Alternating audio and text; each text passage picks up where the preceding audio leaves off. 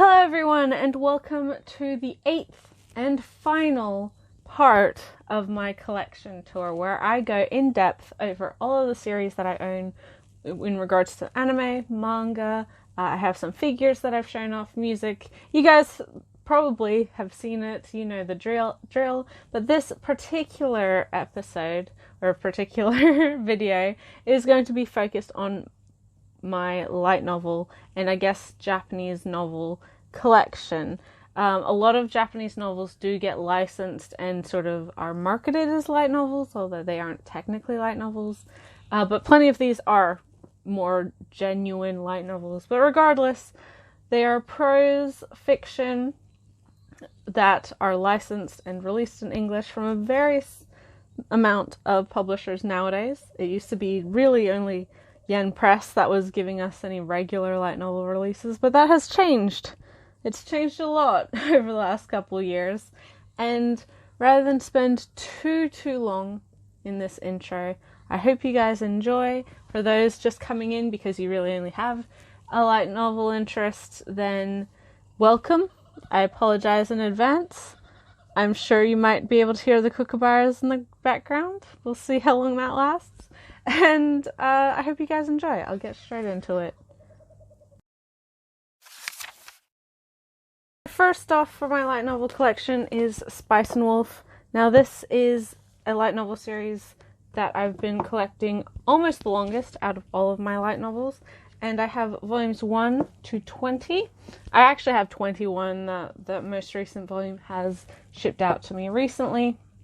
But this is a very well-known and beloved light novel series that I think most people know thanks to the popularity of the anime.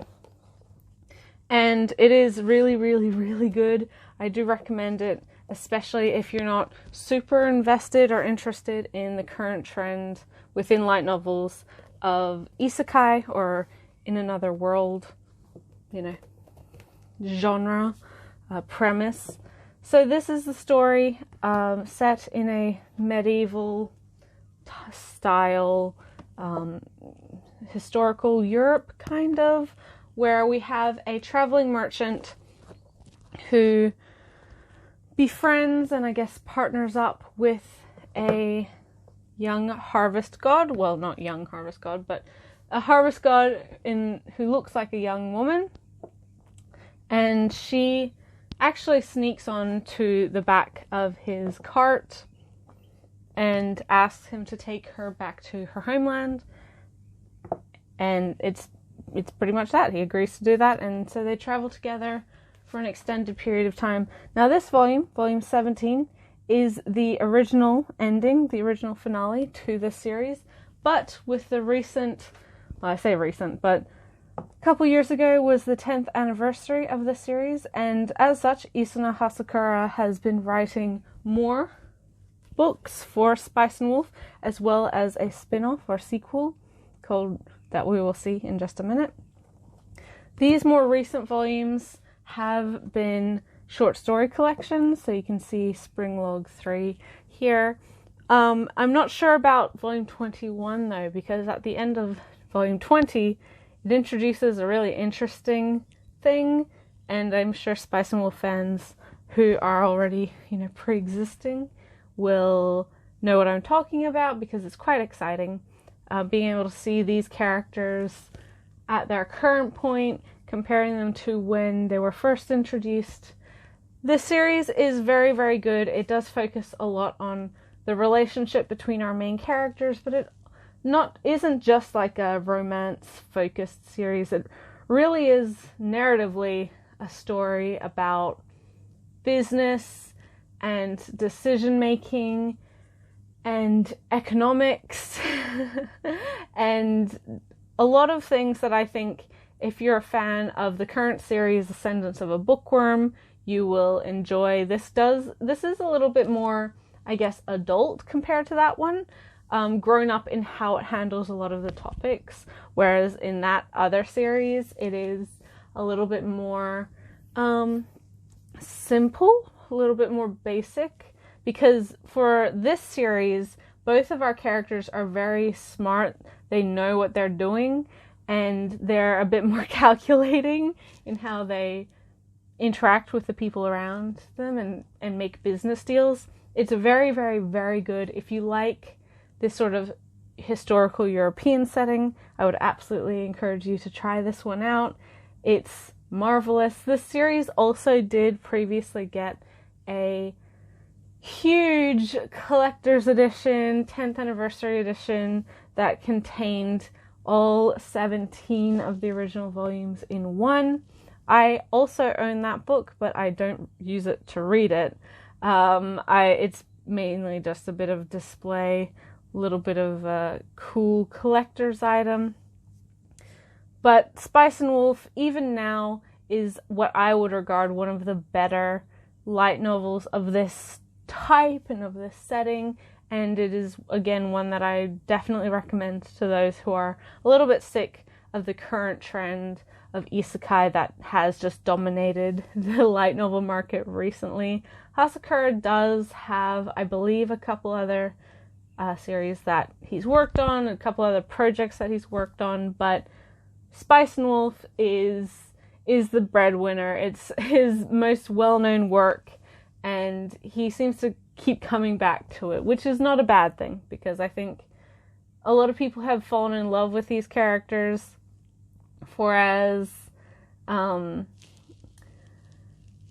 want to say bratty, but for the dynamic that these characters have, I feel like it can be something that you either like or dislike, and there's no really way around it, but I do think there's a genuine care into the banter or the discussions that these characters have. They tease each other and like make fun of each other, but in a very genuine way that I think people who care about each other do. And of course, although I said it's not really a romance-focused series, it does have a romantic element in there as well for anyone who is wanting that type of story. Spicen Wolf is a classic. It's been coming out in English forever. It's been coming out in Japanese for even longer, and it's one of the mainstays, I believe, and one of sort of the foundational or flagship series within the English market, and one of the series that really, I think, brought interest to the Western market in licensing light novels, because this was one of the first of Yen Press's major hits, and now I could say that we have a lot to thank that this series did so well, that it really encouraged more people to try prose rather than only focusing on manga all of the time. So it's really, really, really, really good. I do encourage people to read this one because it is one of my favorites, and I do think a lot of people would enjoy it if you tried it. So yeah, Spicen Wolf, the original, and one of the best. Speaking of Spicen Wolf, I also own the sequel series, which is Wolf and Parchment, New Theory Spicen Wolf. This is a follow-up to the main series set about 15 years in the future. We have our main characters, Cole and Muri. Cole is a recurring character in the original series, and it's really nice to get a series that is somewhat centered around him. He is sort of one of my favorite parts of the original. And the most recent volume, Volume 4, has just been released, so I can't really speak to the quality of it. But so far, this series hasn't disappointed me in the way that I feared it would. So my largest issue, I don't want to talk about spoilers for this series because I don't want to ruin it for people, but this series is about Cole as a much older young man. In the original, he's, 9-ish, around there. Now he's in his mid-20s, and he is going on his own traveling, his own journey as an individual, and his somewhat adoptive sister, Miri, runs away with him, basically. She hides amongst his things, and by the time she reveals himself, it's a little bit too late for him to go all the way back to where she lives. So there's definite parallels between our main characters here and our main characters in the original Spicen Wolf. And my biggest issue with this series, and it is somewhat prevalent, is that I was always hesitant, and somewhat still am, that they will, or that Hasekura will make this relationship dynamic a romantic one. And nothing I've read has really dissuaded me from that belief. But at the same time, it also hasn't been, it hasn't actually happened as of yet. I can't speak to the 4th volume, as I said, but it is an element there. So if that makes you uncomfortable, especially because Miri is a lot younger, she's probably 13-ish, then, be aware of that. I do not read this particular series for the romantic aspect. I don't think that the relationship dynamic works romantically like the original relationship between Holo and Lawrence does and did. Mainly because I really enjoy the sibling dynamic that these two have, and I think it gives the series a lot more depth than if Hasekura just decided to make it kind of a copy of what the original story was. There's already so many similarities between the two that I don't want it to just feel like a rehash of the original. So those are my major issues with this series. But I do really like how this particular series and the storyline and these travels between these two are focused on a different aspect of this world, of this setting, of this historical European setting. So originally, the original series focused on economics and sort of how society runs around business and business's place and merchants' place in society and the economy. Now and that made sense because Lawrence is a traveling merchant, so obviously that's where his background lies. With this series, that's not the case. Cole is not a merchant, he is a man of faith. And he has spent his life studying, holy teachings and the church's teachings because originally in the story, when he was a lot younger, he wanted to join the church as a way to use the church and bring the church to his town or his home village in order to hide the paganism of the area. So in order to protect the traditional beliefs of the area, he would be using sort of the church's own structures as a way to obfuscate the reality. Now, as an older person, he has, having spent a lot of his time learning religion, but also spending a lot of time with a literal pagan god, i.e. Holo,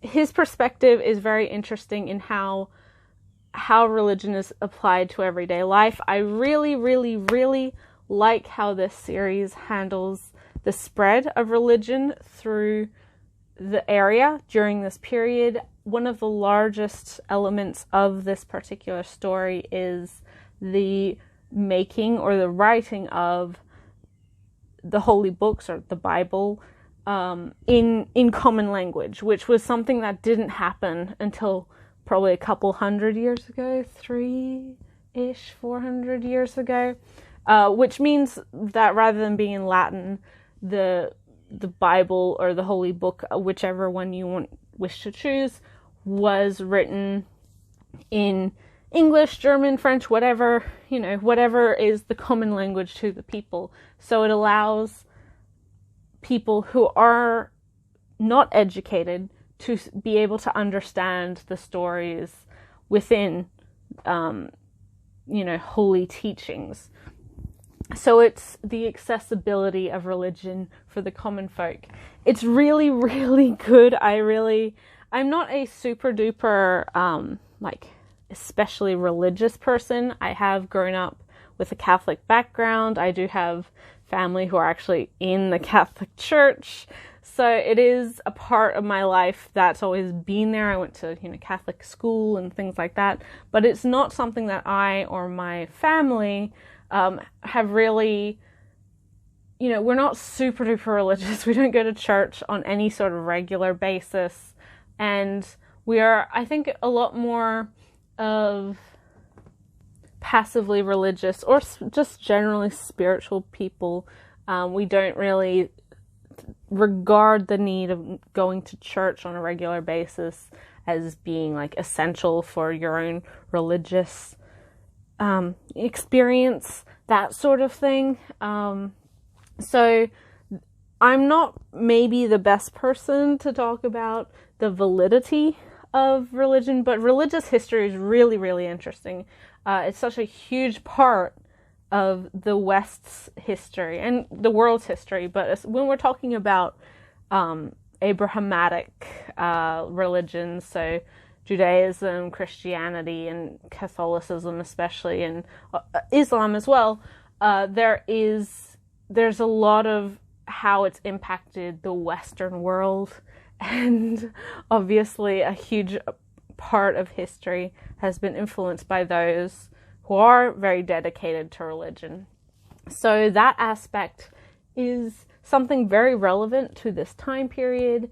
It's very relevant to this character, and I'm really glad that this new perspective, because in the original, religion is also a largest part of the series, but we're getting a new perspective on it within this one. As I said, it's not a perfect series. Whenever I read it, it is somewhat with hesitation, because I'm always on the edge of my seat going, is this where they're gonna upset me and make this romantic relationship? But I will put my faith in Hasakura as of now. I don't know if that will change in the future, but as I've said, there's a lot to really enjoy about this. I really like the dynamics between these two characters, and I do think that there is a lot of really interesting elements to this series that if you are already a Spicen Wolf fan, you will enjoy in this one. But it's not really a necessary read. I really enjoy it because I really enjoy Cole as a character. It took a little while for Muri to warm up to me, but I do like her a lot more now than I did when she was first introduced. Because, oh man, she was annoying when she was first introduced. And I think there's definitely, maybe I'm naive, but I think there's definitely an element of her immaturity being shown throughout the series, and that playing a part into her interest and relationship with Cole that is done really well and with a lot of nuance. But yeah, a little bit of a harder recommendation to give, but if you are a Spicen Wolf fan and you absolutely want more of this world, then Wolf in Parchment is a pretty solid follow-up with a pretty decent cast of characters and a pretty decent, main storyline that I do think that you should check it out, especially if you aren't as worried as me and other people of a potential romantic relationship happening within the series. Next is a much older Yen Press series, one of the first that I ever bought. Not the first, I think this is the second one that I ever bought, but one that I think is greatly underrated even now. A lot of the books, physical books, are out of print, but you can still buy this series via Kindle, and I definitely recommend it because I don't think a lot of people are buying it or have tried it. But this is Kieli. So we have Volume 1, The Dead Sleep in the Wilderness. Volume 2, White Wake on the Sand. Volume 3, Prisoners Bound for Another Planet. Volume 4, Long Night Beside a Deep Pool. Volume 5, The Sunlit Garden Where It Began, Part 1. And Volume 6 is Part 2 of The Sunlit Garden Where It Began. Volume 7 is As the Deep Ravine's Wind Howls. Volume 8 is The Dead Sleep Eternally in the Wilderness, Part 1. And the final volume is The Dead Sleep Eternally in the Wilderness, Part 2. So there's 9 volumes in all. And this is a really interesting little series. It's about a girl called Kelly, who the actual story itself is set in the future on a far-flung distant planet that has been, I guess, terraformed since, for hundreds of years, since the end of the Earth, basically. Humanity left Earth behind. And this isn't really a sci-fi series, despite that. It's set on this weird alien planet, but there's nothing here that's really like spaceships and, a lot of more sci-fi elements. It's definitely a supernatural and almost historical setting. And a little bit of like steampunk and things like that. So Kelly, in the first book, is an orphaned girl. She previously was being raised by her grandmother, who died shortly before the book itself, and she has always had the ability to see ghosts. So one day, she lives on this planet that is covered in oceans of sand, or seas of sand, as it were, and 100 or 200 years beforehand, this planet faced a huge war between two divided factions. They were fighting over a particular energy source, and in that war, one side, and then I believe both sides, actually, with this energy source, were able to create undead soldiers or undying soldiers from the corpses of fallen soldiers. So after, I believe, a long time using those said soldiers, the war came to an end. All of the actual resource that they were fighting over was depleted. It no longer exists. And it has been 100 years since then.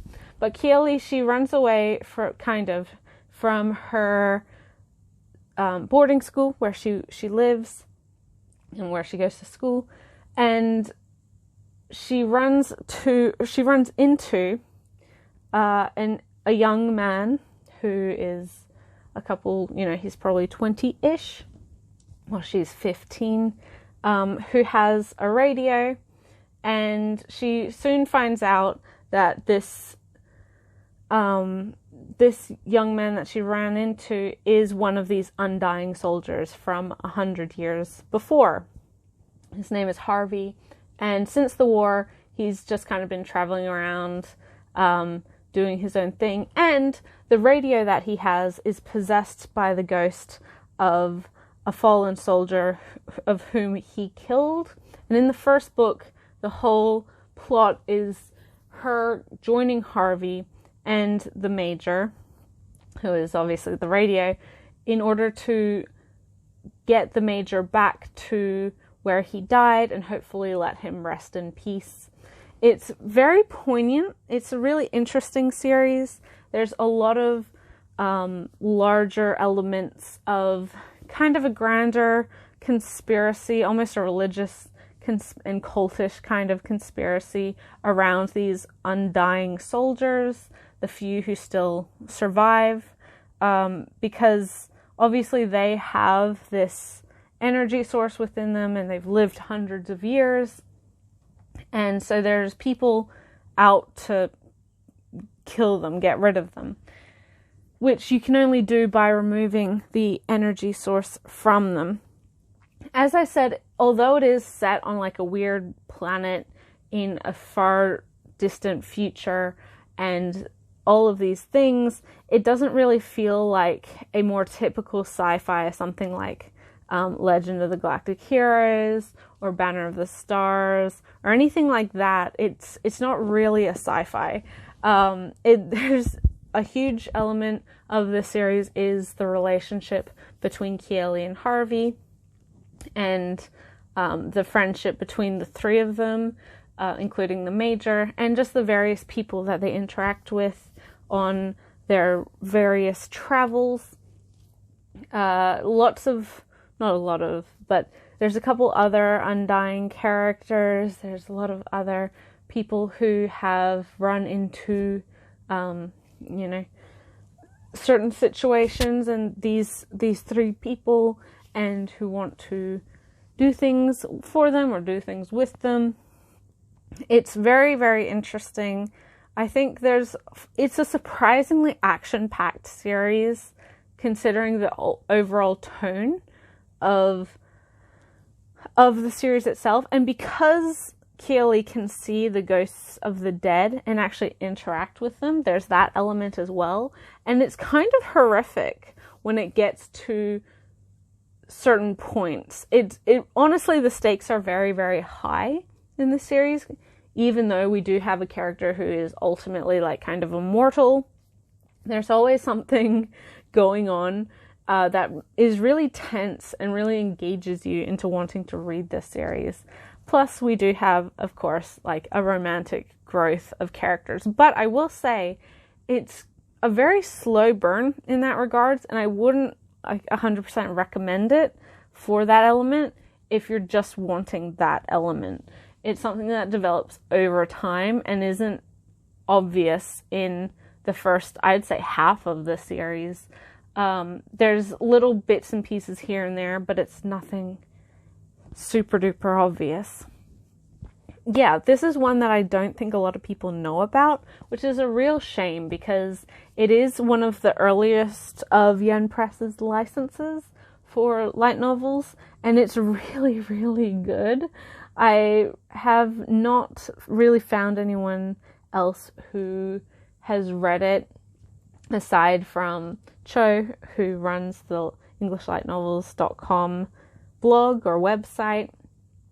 And I feel like a lot of people would enjoy it, especially now, because we do have a renewed interest in light novels and the market is diversifying by so much. But like with Spicen Wolf, this is a really great alternative for people who aren't super duper keen on the current isekai trend. They're not really into like in another world type of stuff. And even if you're not a sci-fi fan, like personally, I'm not really a sci-fi fan in general, but it's such a small part of this series. It really feels more like a historical fiction with a supernatural or magical twist, magical realist twist, or a kind of a dystopic magical type of story.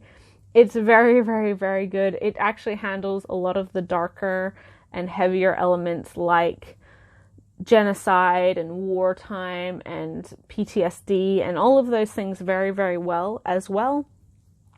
And also survival, this kind of colonization of this planet, which did happen years and years and years ago, but we are now experiencing, or Keely is experiencing, because she can actually sometimes interact with those who linger as ghosts who did personally experience that. It's so good and I want more people to read it, so check it out. As I said, the print volumes I don't think are readily available anymore, but you can still buy this series in its entirety via Kindle, and I encourage you to do so.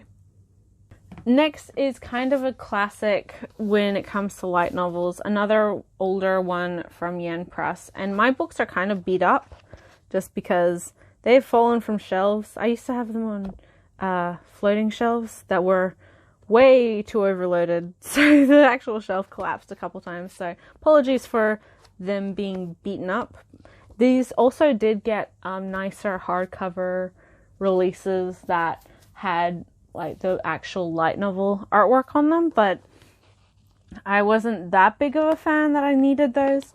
And this is the Melancholy of Haruhi Suzumiya. I have all 10, I think it's 10 volumes. This is the first volume. Then we have The Sigh of Haruhi Suzumiya, which you can see also the biggest problem with these editions is that the spines do really fade. This is not the worst. You will see the worst in volume 6 is the worst.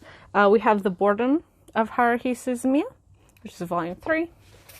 We have The Disappearance of Haruhi Suzumiya, which obviously is what the film is based off of. Then we have volume 5, which is The Rampage of Haruhi Suzumiya. And we have volume 6, which is The Wavering of Haruhi Suzumiya. Look at that spine fade. Oh my goodness, it's a completely different cover. And I've actually bought this book a couple times. So yes, these editions aren't the best if you have a bookshelf, I guess, that has, you know, access to a window or near the sun. So fair warning for that. Then we have The Intrigues of Haruhi Suzumiya, which is volume 7.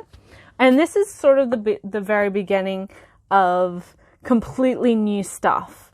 All the previous volumes, some of them are kind of bits and pieces are included in the 2 seasons of the show or the film. This is completely new stuff. Then we have volume 8, which is The Indignation of Haruhi Suzumiya. And we've got The Dissociation of Haruhi Suzumiya. This is the 9th volume. And then volume 10 is actually kind of 10 and 11 squished together. And this is The Surprise of Haruhi Suzumiya. So all of these are written by Nagoro Tanigawa. And the series is actually on sort of infinite hiatus. He put it on hiatus many a year ago, and I think that the general disinterest or kind of growing out of the series of Haruhi has meant that there's not a real push for him to come back to add anything more to the series. It's been years since I read Haruhi Suzumiya. It's not terrible. Considering that I don't love the Haruhi franchise. I enjoy parts of it. The film is fantastic. I like a lot of the ideas in the series. I don't necessarily like the execution of those ideas. It's very of its age. It's really a hard series to recommend because it is older, and it's of a time when light novels like this were very popular. It definitely spawned a lot of copycats as well. But I don't know too many people who are chomping at the bit for more Haruhi. And if you don't know the story of Haruhi Suzumiya, then you are a much newer fan, I think, to anime and manga, because in the mid-2000s, this series was it. This was the largest thing, and not really the novels, because it was a little bit later that we got the novels license, but the anime was absolutely one of the most popular series in Japan and in English of all time. People loved it. It was very otaku focused, which is why I think a lot of people really enjoyed it, and they enjoyed the kind of sister series, Lucky Star, as well. This doesn't really have anything to do with Lucky Star, aside from that both the shows were made by KyoAni, and so it shared a lot of voice actors on the Japanese side and the English side, and so they made a lot of reference to Haruhi in Lucky Star, because at the time Lucky Star was very, again, otaku focused, and this was the most popular thing in otaku fandom at the time. Even now you do see people joke about like our Lord Haruhi and Lord Almighty Haruhi type of deal. So this is the story of a normal high school boy. We don't really know his name, but he is referred to as Kyonkun, and he's just kind of normal. He doesn't want really a lot of stress in his life, anything like that. But on his first day of high school, when they're making class introductions, the girl who sits behind him introduces herself as Haruhi Suzumiya, and she says she's not interested in talking to anyone unless they're a time traveler, an alien, or an esper. She's really into kind of the bizarre and unknown of the universe. And she's definitely seen as a really big weirdo, even though she's really beautiful and, you know, kind of sexy and really smart as well. So she's a bit of an oddball. She's a bit of a weirdo. And Kyon really doesn't want much to do with her, but she kind of forces herself into his life, and they kind of become friends. And through this, because they sit literally, he sits right in front of her, so he's kind of forced to interact with her, and he kind of becomes her only friend.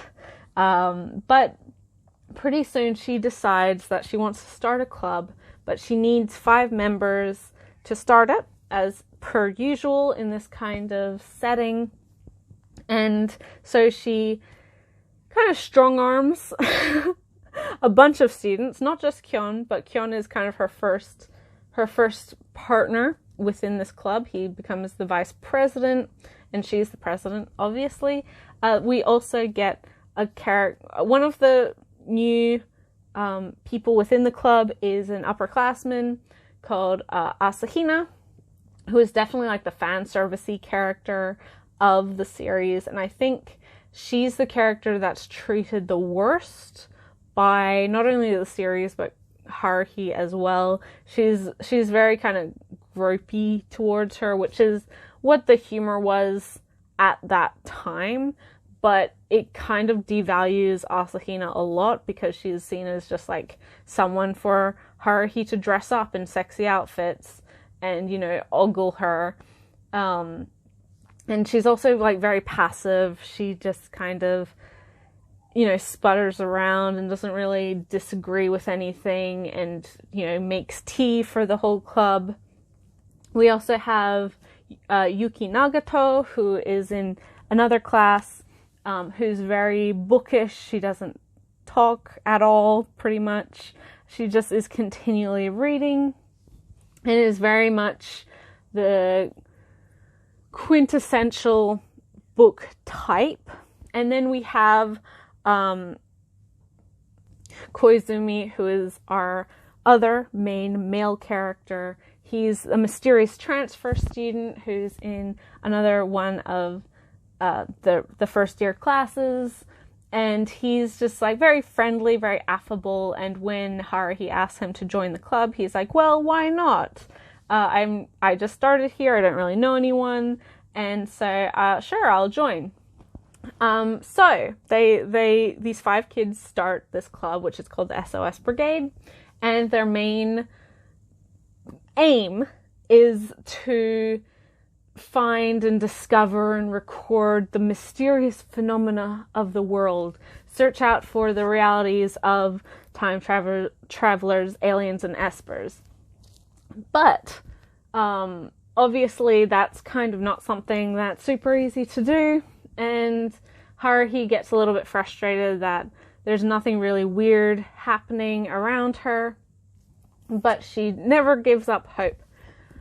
But unbeknownst to her, and sort of unbeknownst to Kyon initially, he is taken aside by the various other members of the club, and it's revealed to him that the other members actually are a time traveler, an alien, and an esper. So Asahina is a time traveler. She's from the future. She's come to the past to sort of record Haruhi's life, because in the future she becomes a very important individual. We don't really know why or how, but it's implied that she has significant impact on the world and the timeline of the world.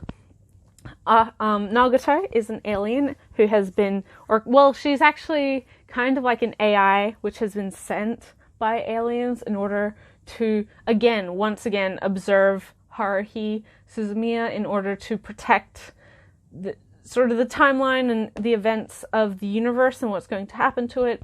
And finally is Koizumi, who is an Esper. He has like telekinetic psychic powers, who has once again been sent by a mysterious organization to observe and kind of control Haruhi and her life, and again try to see what's happening with that in order to protect their current reality. So, although Haruhi is in the search for all of these weird and wonderful and crazy things, she's actually consistently being surrounded by them without knowing. And also without knowing, she actually has significant impact on the world and the world's reality. And it's sort of explained that she can actually influence the world around her subconsciously, so it will be more bizarre.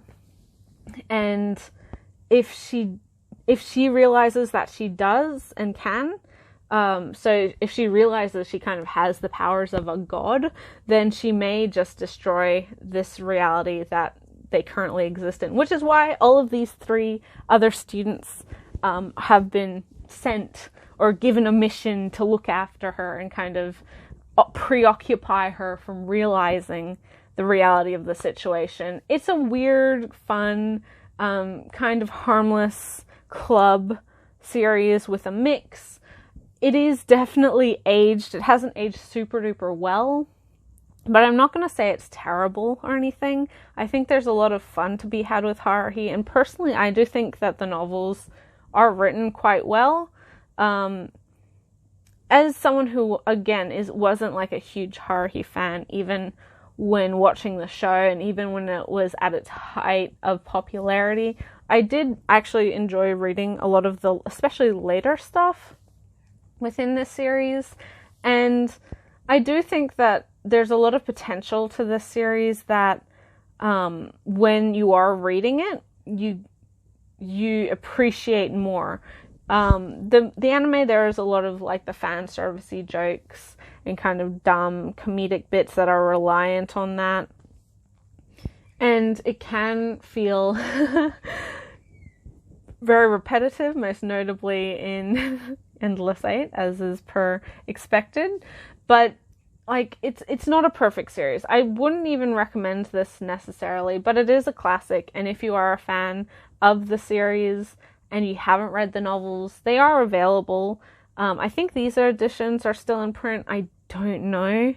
The hardcovers are not still in print. I think they're very out of print. But you can still buy them, the series itself, via Kindle.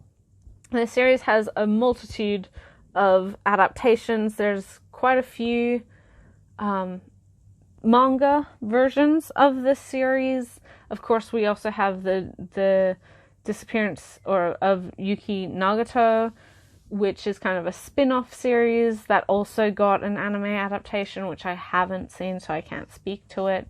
But Haruhi really is kind of emblematic of a generation of light novels that isn't really that popular anymore, and it'd be interesting to see if Tanigawa actually ever came back to this series, because, as I said, I don't think there's a huge demand or interest for it nowadays, but it really impacted and influenced and changed so much of what the current market was doing at the time, and the fandom of the time, and sort of anime fans and otaku in general, their whole culture, it was so influenced by Haruhi, and to this day it's still like very, very well known.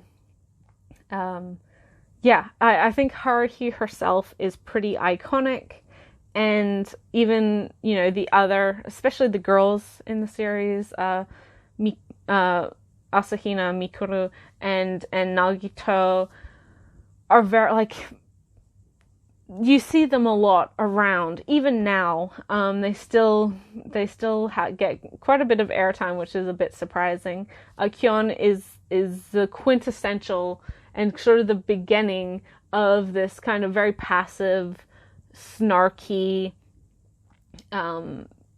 just normal guy protagonist who's being surrounded by a bunch of crazy shit and being the snarky observer.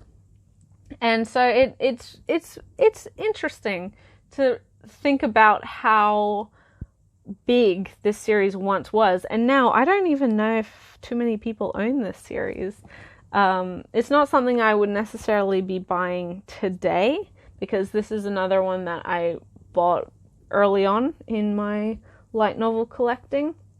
It's not a bad translation, it's not a bad release or anything like that from Yen Press, but I think that overall fans' interests and their tastes have moved past this type of story, and I don't know how well it'd hold up, especially the early parts. The later parts, especially if you haven't read them, and the stuff that is new to the series that wasn't included in the anime, I do think is pretty interesting.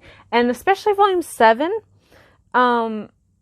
that really focuses on Asahina as a character and her whole story, which is something that was desperately needed in the series. And so it's kind of a shame that her whole story arc and storyline wasn't focused on until then. So yeah, there is still stuff in Haruhi that I think could be made into an anime, could be, adapted, and people might be interested in. But yeah, it's certainly not a series that has a lot of current hype within the younger and the general anime and manga and light novel fan. So yeah, bit of an oddity, bit of a curiosity. Next are they're 2 single volumes, but they're for the same franchise, so I'm going to talk about them at the same time. The first is Your Name, and the second is Your Name, Another Side, Earthbound. Both of these are Makoto Shinkai, or based off of the Makoto Shinkai film. Arata Kano, I believe, writes Another Side, Earthbound, but I think Shinkai himself wrote the original. These are more recent Yen Press releases, or most specifically Yen On, which is now Yen Press's imprint for light novels. It didn't exist prior to this, so I don't think any of the titles that I've talked about so far have been Yen On, aside from more recent volumes of Spicen Wolf and Wolf and Parchment. But anyway, doesn't matter. This is, as I said, based off of the Your Name film that Makoto Shinkai released in 2016 and became a global phenomena. This book, Your Name, is basically just an adaptation of the film. It doesn't offer too much in addition to what you experience as a movie watcher. It is written from a third person kind of perspective, and it's still the switching points of view from Mitsuha and Taki. But with this book, I do think you get a little bit more insight to some of the day-to-day life that was occurring during the switching. But there's not as I said, there's not a huge amount of additional kind of new content there. But in Earthbound, it is very, very different.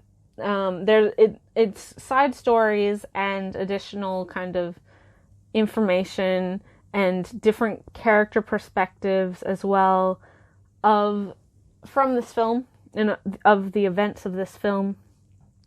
In the original Your Name, the later half of the film is very much focused on Taki and his sort of revelation and trying to find the truth of the whole situation. And so we don't really get that. Taki is kind of secondary in Earthbound. A lot more of the time we have the impression, because for the film, in the film we see a lot of Mitsuha's day-to-day struggles and things in Taki's body, going around and doing things in Tokyo and interacting with his co-workers and things like that, and experiencing her experiences for the first time in a big city. Whereas we see a little bit, we see 1 or 2 scenes with Taki as Mitsuha in the small town of where she lives, and her being a shrine maiden and things like that. But in this book, we do see a lot more of Taki in Mitsuha's body, but from the perspective of not only her friend and her sister, but her father as well. And we get a lot more insight to her father, which is really, really, I think, valuable. And it gives a lot more explanation to his personality and his choices within the film itself. It's really, really good. I would say if you're a fan of the film, then this book really isn't, Your Name isn't really a necessity to read. It's the exact same story, and it is beautiful. The prose is very, very good. The translation is very good, but it is just the same story over again. You don't gain a huge amount aside from learning the fact that Taki, whilst in Mitsuha's body, did the moonwalk at school. Which is a pretty, funny thing to include in that.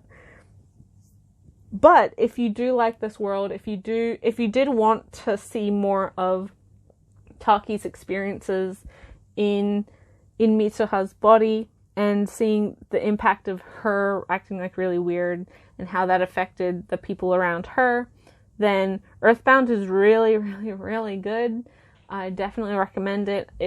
I really recommend it for the story about her father, or from her father's perspective, the background that he had with her mother, and the shrine and the beliefs and how they kind of met and all of these things.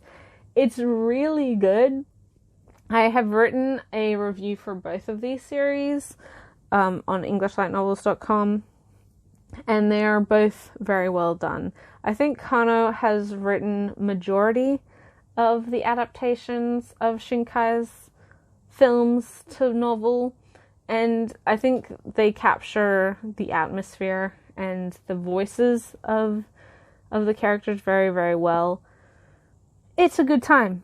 It's a good time. And I'm really happy that we are seeing more of these types of, film novel adaptations coming to English. Yen On has licensed and released a whole bunch of them. And so far, quite a few of them have been in this hardcover with a slipcover or dust jacket release. This is a beautiful red underneath, and this one is blue. And they're just overall very, very nice little books, nice little releases, and they're not a huge commitment either. They're both about 180 pages long, so a super quick read, but packs a lot of punch for that length. Really, really, really, really good. More Yenon. We're not finished yet. And this is a series that I don't actually know if it's still in print. Maybe.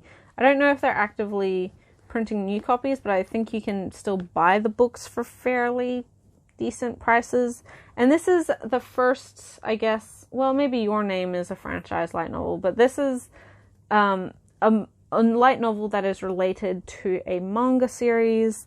I have a couple of these in my collection, but this is Pandora Hearts, Caucus Race. This is written by Shinobu Wakamiya, so we have Volume 1, Volume 2, and Volume 3. So this is a really... I feel like there's two types of franchise light novels. There are some that are kind of just single but additional stories that have just like one adventure within the novel itself, or maybe a character, like an alternate character's perspective on certain events.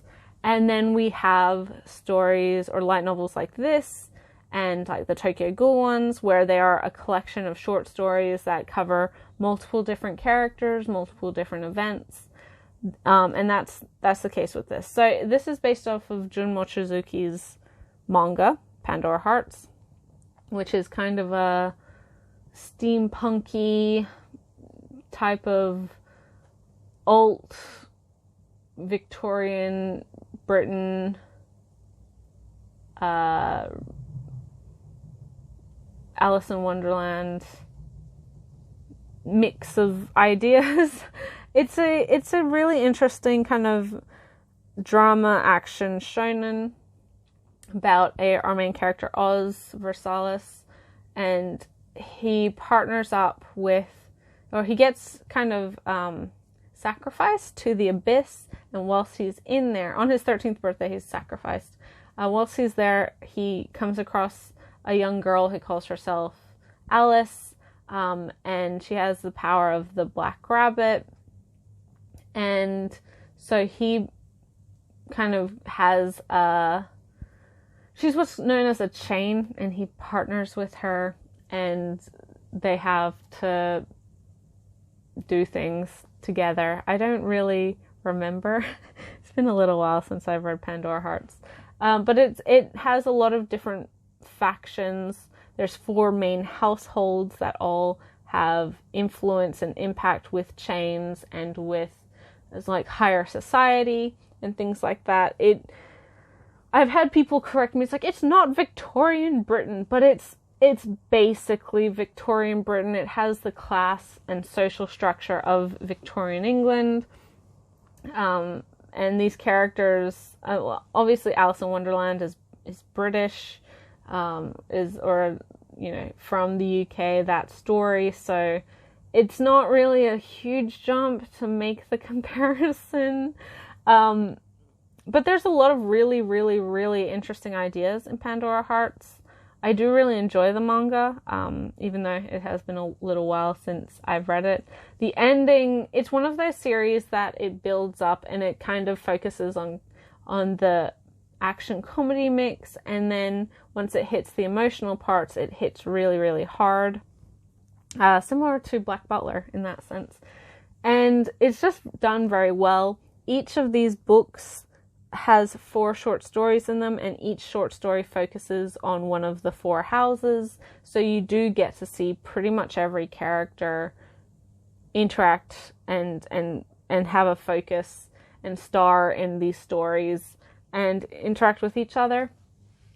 So if you do have a particular favorite character, it's very likely that they're getting into some hijinks in these novels and that you may not know about.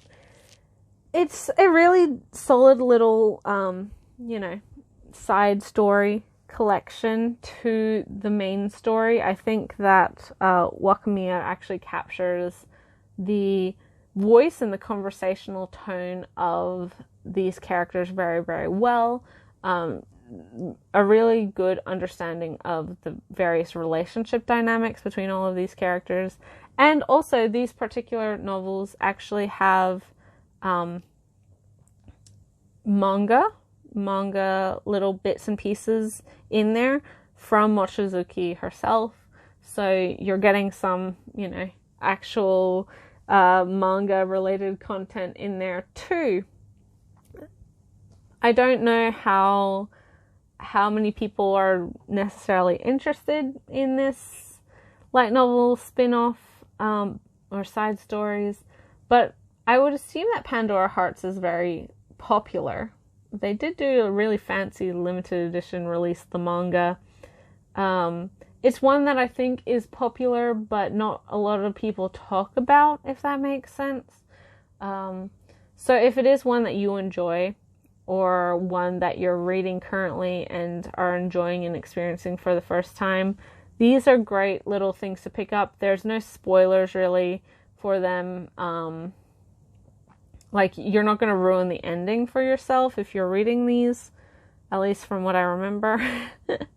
But they're really, really good. I've done a light novel review on the first of these books, not the other two, mainly because I only got the third one very recently, and the second one I need to reread if I want to write a review on it. But yeah, I'm really happy that this particular series did get its franchise light novels available, because it's one that I think deserves to be recognized and noticed, and there's a lot to explore in this world and with these characters, and light novels are a great way to do that. Next is a newer release, both just generally and in print and for my collection. I just got these the last month, but I did read the digital editions for these books previously. I've written reviews for both of these books as well, and that is Ascendance of a Bookworm, Volume 1 and 2, so Part 1 and 2, or Volume 1 and 2 of Part 1, Daughter of a Soldier. These are the first two volumes of the series overall, but the series itself is broken into, I think, 6 parts, maybe more, I can't remember. So this is the Daughter of a Soldier arc. The author is Mia Kazuki, and this is the first of these novels that I've shown off that started life as a web novel. So in Japan, there's a website that is kind of fondly known as Naro, which is shortened for like, let's be novelists, where people can self-publish their ideas for novels and publish them online. It's kind of like a Wattpad or, a fan fiction, but for original works. I mean, Wattpad is for original works, technically, although I don't know too many people who use it for that purpose. And so recently, especially because this is the print release from J Novel Club, and this also features artwork from Yoshina.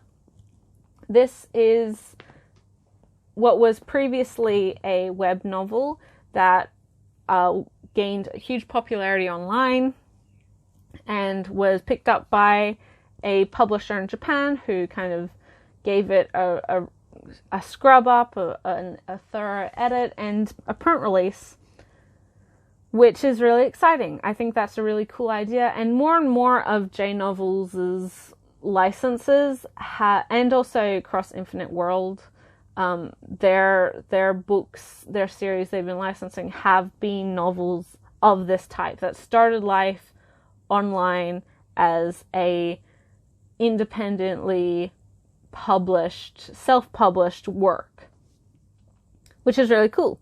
So this is an isekai about a young woman in Japan who loves reading, adores it, but unfortunately dies unexpectedly after an earthquake, and her library of books crushes her pretty much. So she's reincarnated into a fantasy world, kind of a very low fantasy world, into the body of a 5-year-old girl who is incredibly sickly. Her name is Main, and she's the youngest daughter of a soldier and a seamstress. She has an older sister, and she is kind of lost in this world where she's now incredibly young, she's incredibly feeble, she's constantly struck by fevers and sickness. She can't really even do anything without making herself bedridden. And so a lot of the first volume is just her trying to gain strength to even be able to do anything. Because she'll go out with her family, or she'll go, have a day out, and then she'll have to spend 3 days in bed. She's that kind of just weak overall and poorly. But in this new world that she's been reincarnated, there is no books, or at least there's no books for a common poor girl like her. The nobles have access to books, but they're incredibly expensive. And so there's a huge class divide between the upper and the lower classes. There's also the mana, which is what separates the upper classes from the lower classes. And because there's not books readily available, they're also not readily able to be published because they don't have any kind of printing process. Everything is made or printed on, not parchment, well, parchment and also kind of skins, that sort of thing. Then the literacy rate is really low as well for the common folk, of which she is now a part of. But because she has her knowledge from her previous life, she actively tries to better her reading and writing skills in her new world, where she is, in learning a new language, basically. And she can understand talking and that sort of thing, but she has to relearn a whole new alphabet and all of these things. So she's trying to boost her own literacy, and by doing so, she gains a lot of attention from people around her. She also obviously has very good math skills because she is from modern day Japan. I'm not saying like, every person in the modern day has phenomenal math skills, but she can, add, subtract, multiply, divide fairly readily. She doesn't need a calculator. Not necessarily, this isn't, vectorial mathematics or trigonometry or anything. But it makes her a valuable asset to people who don't have those skills. They don't have the education to understand. But now that she's in this new world, she is trying to get to a point where she can live her dream of being a librarian. But in order to do so, she has to kind of popularize books, popularize paper and publishing, and easier ways of publishing. And so she's using her modern knowledge and a lot of trial and error to get to that point. This is a great companion, I mentioned, with Spicen Wolf, because I do think that it has a lot of similar ideas of the value of information and making business deals and all of these things that initially I don't know how many people are aware, that's not ultimately apparent when you start the series, but it does become more and more obvious as you go on that mine does become within the production and merchant style, type of community, and she has a lot of ideas that she can sell and profit from. She also has her impending illness, which can never be fully cured, so she has kind of a deadline in order to try and prevent her from dying and boost her survivability, as it were. But she's also bringing modern ideas of hygiene, of food preparation, etc. to her new world. She also has a wonderful partnership and friendship with one of her neighbors, Lutz, who's a boy her own age, who's kind of the brawn behind the operation. Together they are trying to follow their dreams and support each other, and it's really wonderful. This had a recent anime adaptation, so I'm sure a lot of people are familiar with it. That adaptation adapted the entirety of this first arc, Daughter of a Soldier. There's 3 volumes in all. The 3rd volume is being released, I think, next month or the month after in print, but it is available to read for members on J Novel's website. I think the 2nd volume of the 2nd part is where they're currently releasing the series for members. So it's quite a little bit ahead of the print releases. But this is definitely one of my favorites for new stuff when we're talking about light novels. This one took a little while to warm up to me. I found that the main character was a little bit annoying and a little bit frustrating initially, and then quite self-centered, quite selfish, but ultimately you understand why that's the case, and you do eventually start to not feel sorry for her, but you do understand her frustrations. You do understand why she would be so upset and be so selfish and a lot of other things, because it's very hard to adapt to her situation, not only in going into a world and a family that don't really understand the need for learning and reading and writing and things like that, but also being stuck in a body where you can't even walk down from your apartment to the street without almost making yourself bedridden is very trying. Like, it's very hard to do, and I can see, like, it takes months and months and months for her to get to a point where she's walking around fairly readily without assistance, and that must be so frustrating. And it really is kind of an insight to the frustration and the upset of people who do suffer with that kind of thing every day, which isn't something that she and our main character, and I'm sure a lot of readers, don't personally have to deal with.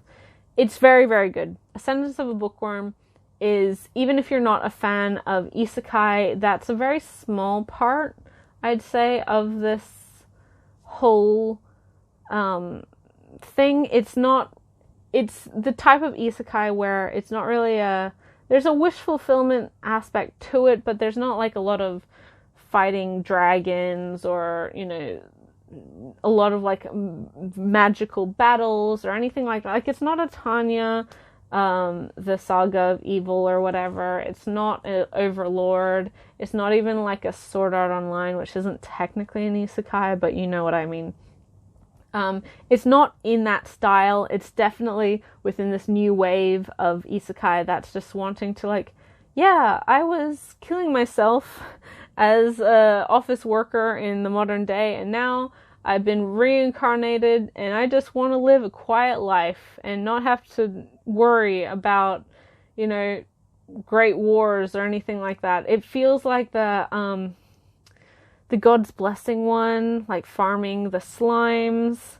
And it also reminds me of this next series that I'm going to be talking about, which isn't an isekai per se, but is of that type. Like, oh, we're just wanting to live kind of quiet lives and normal lives and maybe better lives in a fantasy world without the stress of, you know, war and being the best and becoming a great hero.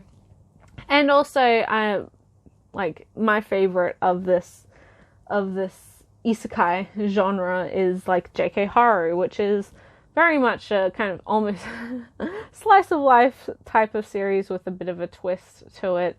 So yeah, they're like, even if you're not a fan of isekai, I think there's more and more titles that you may be interested in. I do recommend the anime for this. It is a fairly solid adaptation.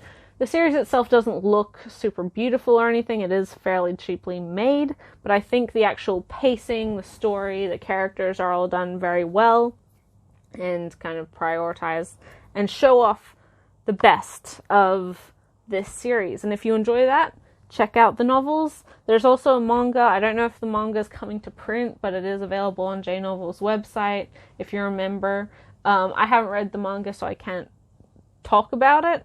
But it is a really decent story, and it's very, very popular in Japan.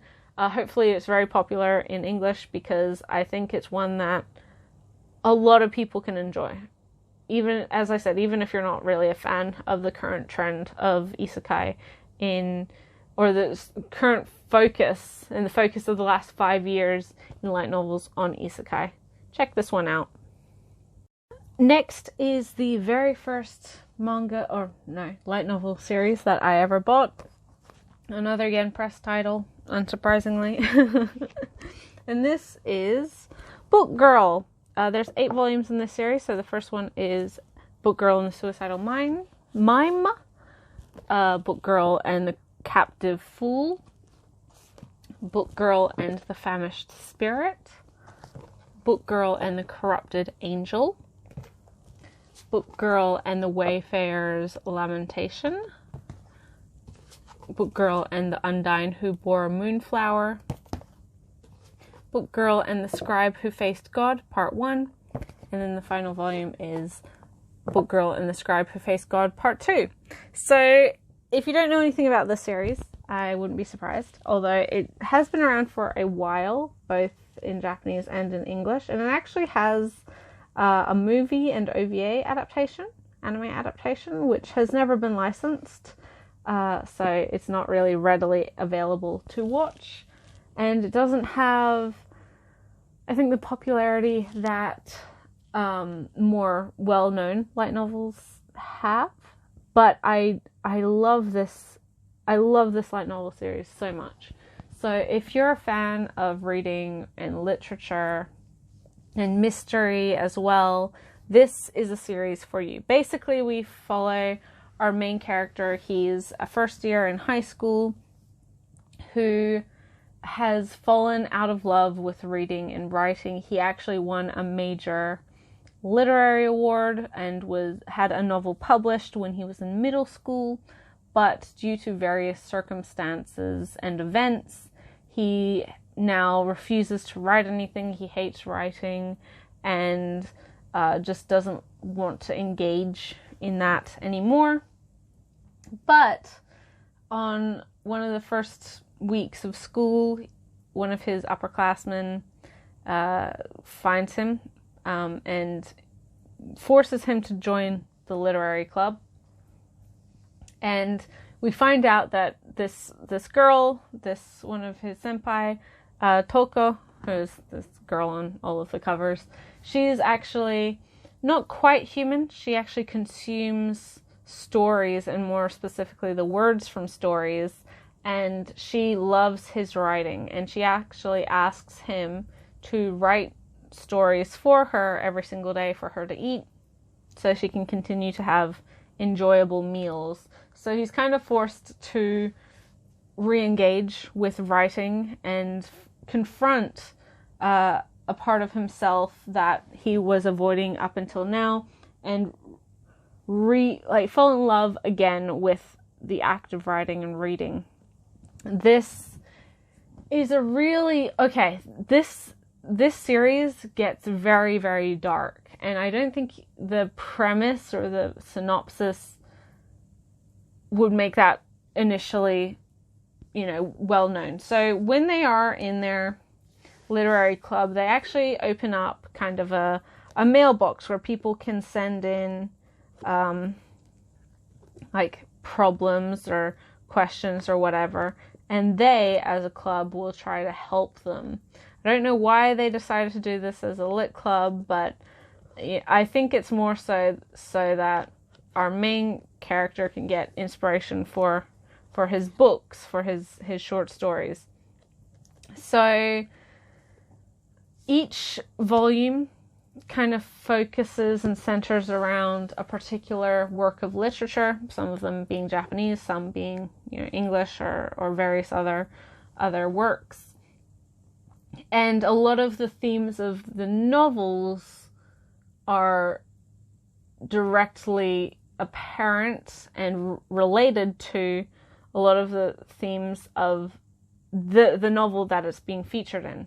So, No Longer Human, obviously, is probably the most well-known of the books, especially within anime and manga fandom, that people may know. That is I think it's in Captive Fool, maybe it's in, I don't quite remember. Maybe Suicidal Mime. Who knows? I can't remember. It's one of the earlier books, but there's a lot that is... Wuthering Heights is one of them. I think that might be Captive Fool, in fact. Or Corrupted Angel. So a lot of the darker themes of suicide and abuse and, those sorts of things are are within this series as a whole, and they're related to and kind of compared to the characters within Book Girl. And this is, it's such a good series that nobody has read. This is another one that I think is very out of print. At least some of the volumes are very out of print, but you can read it in its entirety via Kindle, so you can still get it. I find the relationship between Konoha and Toko is really interesting. They have a pretty well done dynamic, and there's a lot of nuance to Konoha's internal struggles and why up until this point he's rejected his success in writing and kind of prevented himself from writing anymore until he was kind of bullied into it by Toko. There's so much interesting kind of questions that this series puts up about the meaning of existence and our role in life and our relationship with other people and the impact of our choices on other people.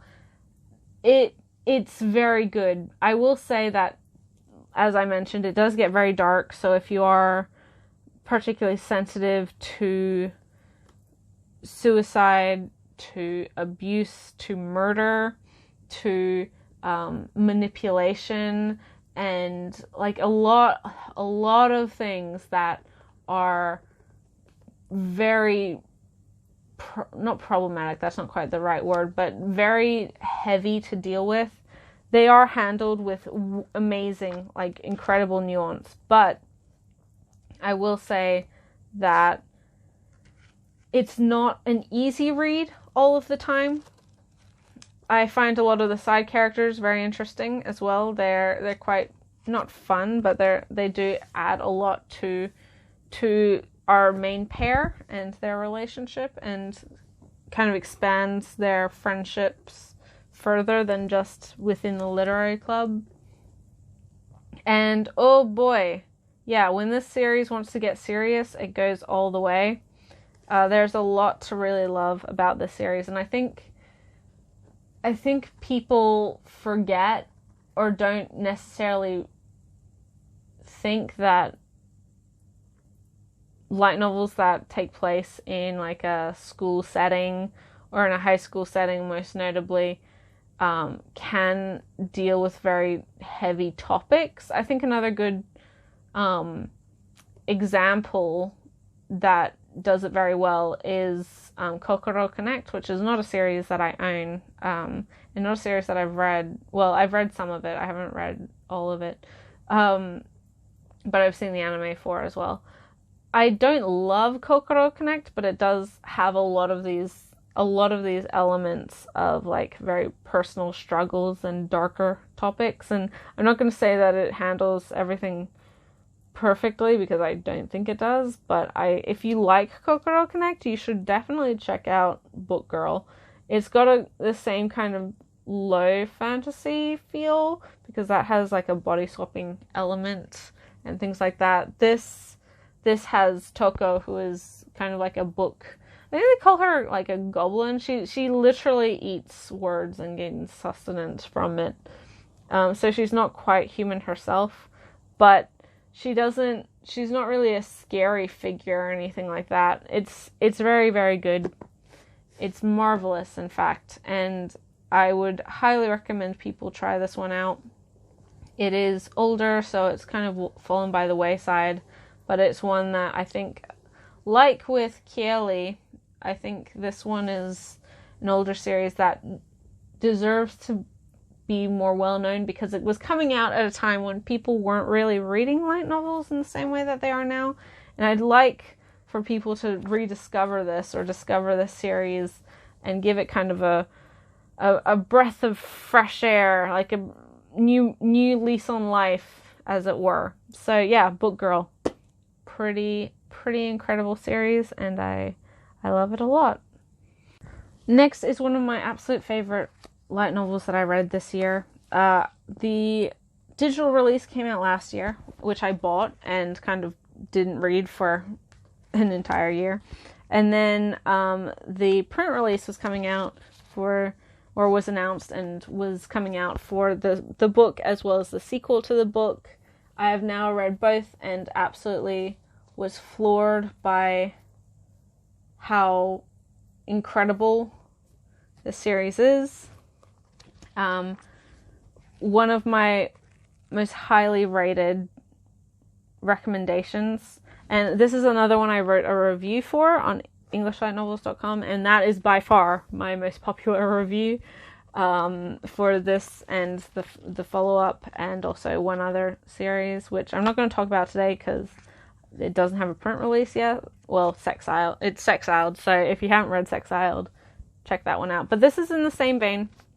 This is a feminist light novel, isekai, that I think a lot of people, up until very recently, didn't really know what to think of. They judged it a lot on the title, including myself.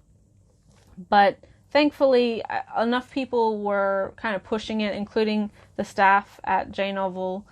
And so I decided to read it, and it was so good. I love it a lot. So this is J.K. Haru is a sex worker in another world. This is by Ko Hiratori. And this is an isekai about a high school girl called Haru, so a J.K. Haru, very literally. She is reincarnated into another world, and as you know, isekai tends to do. But it's an incredibly misogynistic world in where there's not a lot of opportunity for women to kind of survive and make their own way. And as such, Haru decides to become a sex worker. She becomes a prostitute. And so a lot of the story focuses on her day-to-day life and her various interactions with clientele. Obviously, judging from the title, that does mean that there's a lot of I'm not going to say erotic because it's not really a tantalizing experience, and it's not written to be. But it is kind of a pornographic type of writing. If you've read like fan fiction, if you're a fan of like reading smutty fan fiction, it's not written to be engaging. This is definitely written to be like, this is the realities of her work. This is kind of how she gets along with clients. And she's very professional about her job. She wants to do the best she can, despite it being sex work and obviously not an industry where a lot of people have a lot of respect for these girls. And it's about her relationships with the various other prostitutes in the club she works at, and the relationship she has with her clients, and also the relationship and the influence she has within this new world as well. Like with Ascendance of a Bookworm, she's bringing sort of a modern idea of feminism to a culture that hasn't ever really had feminists or feminism before. Most notably, in that regards, she kind of normalizes or introduces the idea that women can go out and eat by themselves or like with a group of women. They don't have to be accompanied by a guy. There's a particular chapter about her participating in a sporting event, which is never like done before. It's very, very, very interesting. As I said, don't read it for the like smut or the explicit scenes, because it's not meant to be tantalizing. It's not meant to be like something you get your rocks off to, you know? It is meant to be like, oh yeah, this is kind of what the sex industry is, and in this world as well, like it can be a lot harder because they don't have modern contraceptives, so it's like it's just so much you have to deal with, even just trying to get through the day, do your job, make money. And I find it really, obviously in fiction we don't have a huge amount of very positive representation for sex workers, which is a shame, because I do think, I mean, it's the oldest industry in the world, very literally, and where I live, like in Australia, prostitution and sex work is not illegal. It is, a legal type of job you can do. We do have restrictions on certain things, and each state varies, but overall, prostitution and sex work is not, I mean, it's not accepted by, I guess, the general populace, but it's not like an illegal thing. You're not going to get arrested for being a prostitute. So that's kind of my background, or my, culturally, the country where I live, that's our outlook on it. I know that's not the same for everywhere else, but although it is like sex work does have a very negative perception to it, I would say that within the choices that Haru has in this world, it really is the best one for her. It grants her independence of self. It gives her an income. Most of the other jobs or roles that women have within this society is like a slave or a wife. You're very reliant on a man. And then there's also like a religious sister who, once again, like are kind of the healers of adventuring parties. And they're very reliant on male adventurers. They're usually kind of the focus, and most of them are kind of angling to partner up with an adventurer who will look after them. So sex work is very much the only industry where Haru and these other girls have kind of a larger control over their choices in their life. It's really, really, really interesting that how it's done. I really like Hirotori's overall message. I will say that this, unsurprisingly, because it is a very unfortunate reality of sex work, this does have a, there's multiple and kind of implied scenes of rape, which are never described with the same kind of detail that the other consensual explicit scenes are, but it is something that does have a lot of impact on the story, and it drives a lot of the later half of the story. So I also really appreciate that it isn't just done for shock value. It isn't just done to kind of motivate these characters. It does work as a motivation for Haru, but it's not like solely we're going to have this element to like shock the readers, because again, it's kind of a very unfortunate reality that sex workers are the victims of sexual assault and rape all of the time. And it's something that because of the work that they do, a lot of people don't take seriously, which is heartbreaking. Like, it's absolutely heartbreaking. So it is held with such care and such nuance, and with such a powerful element of just reaction to it within the story, that it does make it very valuable and a very important part of the overall story. But if that's something that you as a reader is uncomfortable with, then maybe don't read this. But it is part of the story, and it does have a reason for being there. I really, really like, so in this story, Haru is reincarnated, but she's actually reincarnated along with her, like one of her classmates, Chiba, who is kind of the quintessential isekai protagonist. He was a big dork, who knew like a whole bunch about, isekai stories and RPGs and fantasy worlds and whatever else. And so when he died, he kind of befriended the god that has reincarnated them, and so he got like super amazing powers, and he's trying to become, the hero that fights the demon lord and saves the day without actually doing much hard work. He just wants to, like we see in a lot of, male power wish fulfillment, male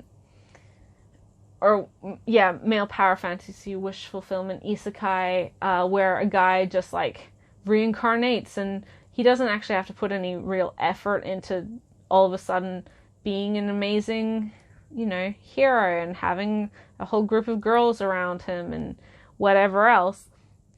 It really challenges that, because obviously he has that dream and he kind of is achieving it, but then things don't totally work out for him, and Haru's complete disinterest in that, because she was very like normal. She's kind of a popular-y type of girl, really what you would consider almost like a villain in a lot of high school series, where she's kind of a bit bitchy and very judgmental and not the, like, if this was a normal high school drama about a dork who loved fantasy, if Chiba was our main character, Haru would be kind of the villain bitch, popular girl.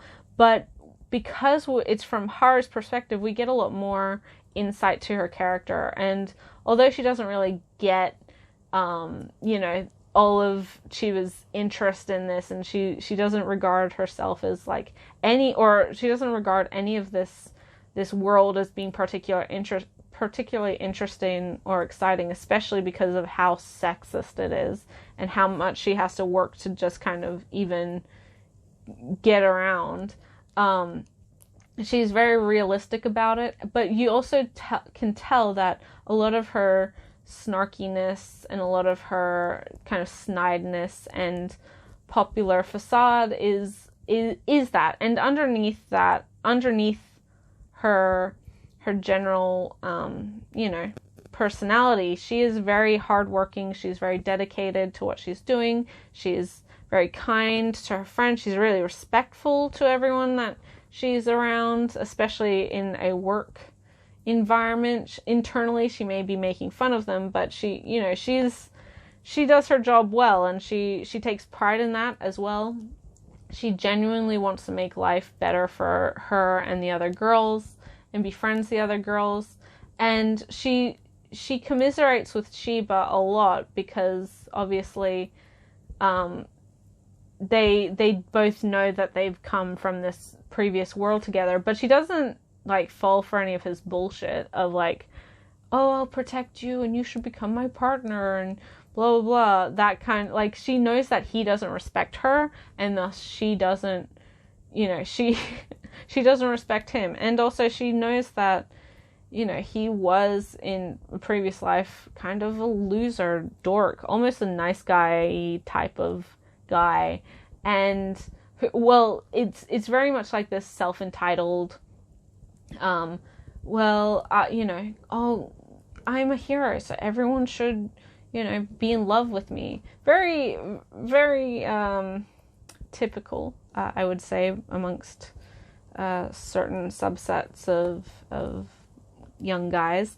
And it's so interesting in how their dynamic changes over the course of the two books as well, because I think in the second novel, Chiba is redeemed a lot. He still is kind of an idiot, and he still, kind of takes everything for granted and doesn't want to work towards anything, and just wants to like reap the benefits without putting any hard work into anything. But I think you get a lot more insight to his personality and his character, and how much he's grown and matured and changed over the course of the series as well in the second volume. So the second volume is a collection of short stories. This is really the main story. I think this is an ongoing title. I really hope it is, because I want more from this series, and this was the absolute best thing in terms of light novels, in terms of especially for like debuts or like beginning works of light novels that I read this year. And I've read like quite a few really good things this year. Descendants of a Bookworm is one, of course, and I have a lot of ongoing titles that I really, really love. But oh my god, I had kind of middling expectations for J.K. Haru, and I was completely exceeded on every front. If you're wanting a deconstruction and a feminist critique of the current isekai male power fantasy that is very prevalent in light novels, then you need to be reading J.K. Haru, especially if you don't mind, reading explicit scenes, and if you don't mind the reality that there's rape in this series or in the book. The second book also as well has like 0 explicit scenes, just by the way. So that's an interesting choice. And I think it makes it very relevant to the story that the second volume is trying to tell. But anyway, we're not talking about the second volume. We're talking about the first one. This is, if you enjoyed Sexiled, which is another feminist fantasy kind of story, Yuri story, then read this one. If you're not a fan of light novels and just like feminist reading, then read this one. It's really, really, really, really, really, really, really good. Really good. I think it's a must read for a lot of my audience. I think a lot of people who share my opinions on manga and like the similar favorites in regards to the series, read it, because I think you'll gain a lot from this, and you may be surprised in how much you enjoy it. Don't prejudge it from its title, because it's very good, and it is like, it's quite divisive. There are some people who love it, there are some people who hate it. I think the people who hate it were just never going to like it anyway, or they maybe got to like a certain point and thought it was very repetitive, which is fine, but I think like the whole book as a package is what is important. And I think it's like super engaging. It's just the translation, the way it's written. I read the entire book digitally in a night, and I didn't expect to. I started at like 11 p.m. And I was like, yeah, I'll read the first like 3 chapters and I'll read some more tomorrow and over the next couple of days. No, I had to stay up till like 2 in the to finish it, and it was so good. So if that's not a glowing recommendation, I don't know what is. Yeah, it's phenomenal. The second volume is J.K. Haru in summer. The translators here, Emily Balestrieri, he is really, really wonderful. I follow him on Twitter. He's super duper cool, and has a lot of really great translations out there, floating in the wild. Walk On Girl is also, Night is Short, Walk On Girl is another one of his. So yeah, J.K. Haru is a sex worker in another world. Buy it, read it, enjoy it, and come on this video and then scream in the comments about how much you love it, or on Twitter, and we can be excited about it together.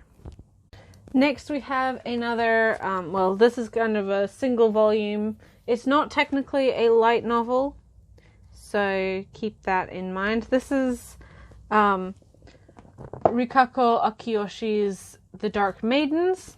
This is one that I read, probably October last year for, was it October or was it for the summer readathon? I read this in conjunction with a couple of the other reviewers and readers of EnglishLightNovels.com, and then I discussed it with them. We had this and another book, which was the first volume of Legend of the Galactic Heroes, which again isn't technically a light novel. It's just kind of a general novel, but they're pretty, similar. This is also like quite a short little book released by Vertical, and this is a mystery about a group of girls at a high school. They're part of I believe, a literature club. There's always a literature club in these types of books. And one of their members died a month or so prior. And so they're meeting up in order to have a mystery hot pot challenge. And also to kind of spill their secrets. It's written in a very the Bamboo Grove way, if you're familiar with that short story, in where the same events are told from multiple different people's perspectives, and each person basically says that someone else is the murderer, and no two accounts are the same. So within this book, each girl has her own story to tell about this girl who died, and from there you're supposed to kind of piece together the truth of the matter. I would say that one of the larger mysteries in this novel is not really a surprise. Maybe that's because as not someone who's been in this situation, but as a young woman, I think certain events seem more likely. They're kind of a trope of this type of story. And also I feel like a similar plotline was done in Book Girl to better effect. But it is fairly decent if you are wanting just a short one and done mystery with quite twisted reveals, because it is quite dark and quite, like, none of these girls are good people, and that's reflected through the actions of the series, or throughout this book. I would say that the foreign character as well is treated in a way that's definitely could be argued as quite xenophobically, but I'm not sure whether or not that's an intentional choice, considering the kind of genre, or if that's just, Japanese people not knowing how to write foreigners without being kind of terrible about it. Overall, it's a pretty decent little mystery story. If you're enjoying some of the other mysteries, especially the stuff that Vertical is putting out right now, then I would recommend it. But it's not like a must-have book either. Another single volume mystery, although I think it's been implied that this was going to be the first volume of maybe an ongoing series of mysteries. This is Masquerade and the Nameless Woman by Eiji Mikage. This is the same author as The Empty Box and Zeroth Maria, which is a very, very, very popular light novel series. I have read the first volume and wasn't impressed really at all. It had some good ideas, but I think overall that first novel, I need to read the second novel, but that first novel really felt like it was spinning its wheels a lot, which is kind of just a symptom of that story type, which is kind of stuck in a loop, Groundhog Day style. But this one is about, there's no real mystery to this one. I mean, there's a mystery, but also there's an element that's not a mystery, because we as the audience know going in. So our main character of this series is a young policewoman who's just joined the force, and her main goal in life is to capture a serial killer called Masquerade, who has been murdering women over the last couple years, and her older sister was actually one of, if not the first victim of this serial killer. So she's joined the police force. Recently, there's been another murder in the style of the Masquerade killing, but there's some question as to whether or not it really is one of the serial killer's victims or not, because it doesn't really match up 100%. So in order to try and figure out the oddities and perhaps the real culprit, this young police officer, her, I guess, partner, introduces her to a curious private investigator who is able to kind of solve any crime, as it were. And so together they uncover the various mysteries, because also this woman who's been killed, once she's been killed, it's revealed that she had a fiance that she was very happy with, but then she also had a boyfriend who knew nothing about her, like, fiance and her other life, and so she had, like, two completely separate lives, and so there's a lot of motivation as to whether or not either of them murdered her, and there's a whole, like, there's a mystery around that. But we, as an audience member, know that this is a murder done by this serial killer, and in fact, this private investigator is the serial killer Masquerade. And so perhaps the mystery, I mean, there's a mystery surrounding just kind of who she was and her life, but also why for such a meticulous serial killer who's, like, very focused on the details, why this particular victim had enough doubt to be his victim was the case. And again, like, for me, maybe it's because I read a lot of, like, watch and read a lot of true crime or mysteries or things like that, but I think it wasn't a surprise. It was fairly obvious when it was revealed as to, like, why, because the thing is, like, a Masquerade steals or, like, takes one of the body parts from the victim as a trophy, and cuts the skin of their face off, which is why it's called the Masquerade serial killer, because it looks like the Masquerade, like, masks. And that the missing appendage, the missing limb or whatever, wasn't done in this recent case. And there's a reason as to why, and that reason was pretty obvious when the clue was introduced. And again, maybe that's just because I'm used to reading a lot of mystery fiction, and true crime, but it wasn't, like, I don't know whether or not it's just I don't like this writer's style, because, as I said, I have an issue with The Empty Box and Zeroth Maria. But I would like to read some more, because it does feel like this is the start to a larger spanning series that he may want to write. But as of now, I think this is the only book in the series we have. So, I don't know. If you're wanting another series with, like, mystery and twists, maybe check this one out. But it's not, like, my favorite either. Yet another vertical title, and yet another mystery, this one with a little bit of a twist. This is what is it called? The Zaragoto cycle.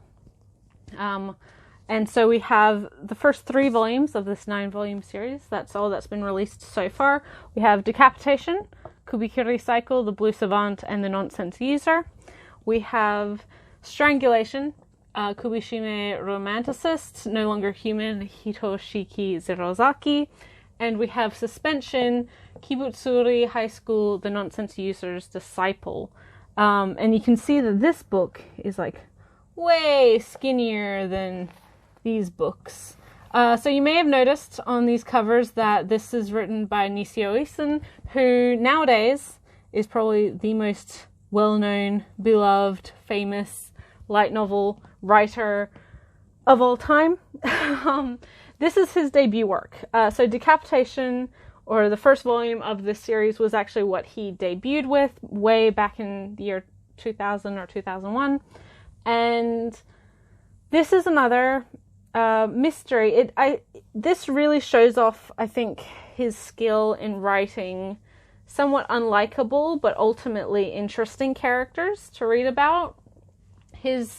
I've gained a lot more perspective on his work and how he writes his characters and why he writes his characters in the way that he does, thanks to having read the manga adaptation, in fact, of what he wrote for his 10th anniversary of his career. So it was originally a novel. It was then later adapted to a manga, and that's Imperfect Girl, which may not initially seem like a retrospective of Nisio Isen's career, but by the end it does kind of pull everything together and give some insight into why he as a novelist writes characters that are, I think, fundamentally a little bit socially broken and not able to really fit in and interact with the world around them, and they might not even be good people, as it were. So this series, each of these books is kind of, although they involve the same characters, they really do just focus around the protagonist, of whom we don't know the protagonist's name. He just goes by Ikun or Itan. And in the first, you can kind of guess the themes of these books just from the title. So in the first novel, Itan is kind of like a assistant to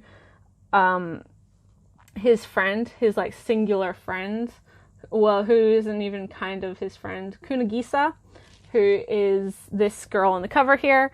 And she's the blue savant. She is incredibly gifted at technology and most specifically like computing and all of that.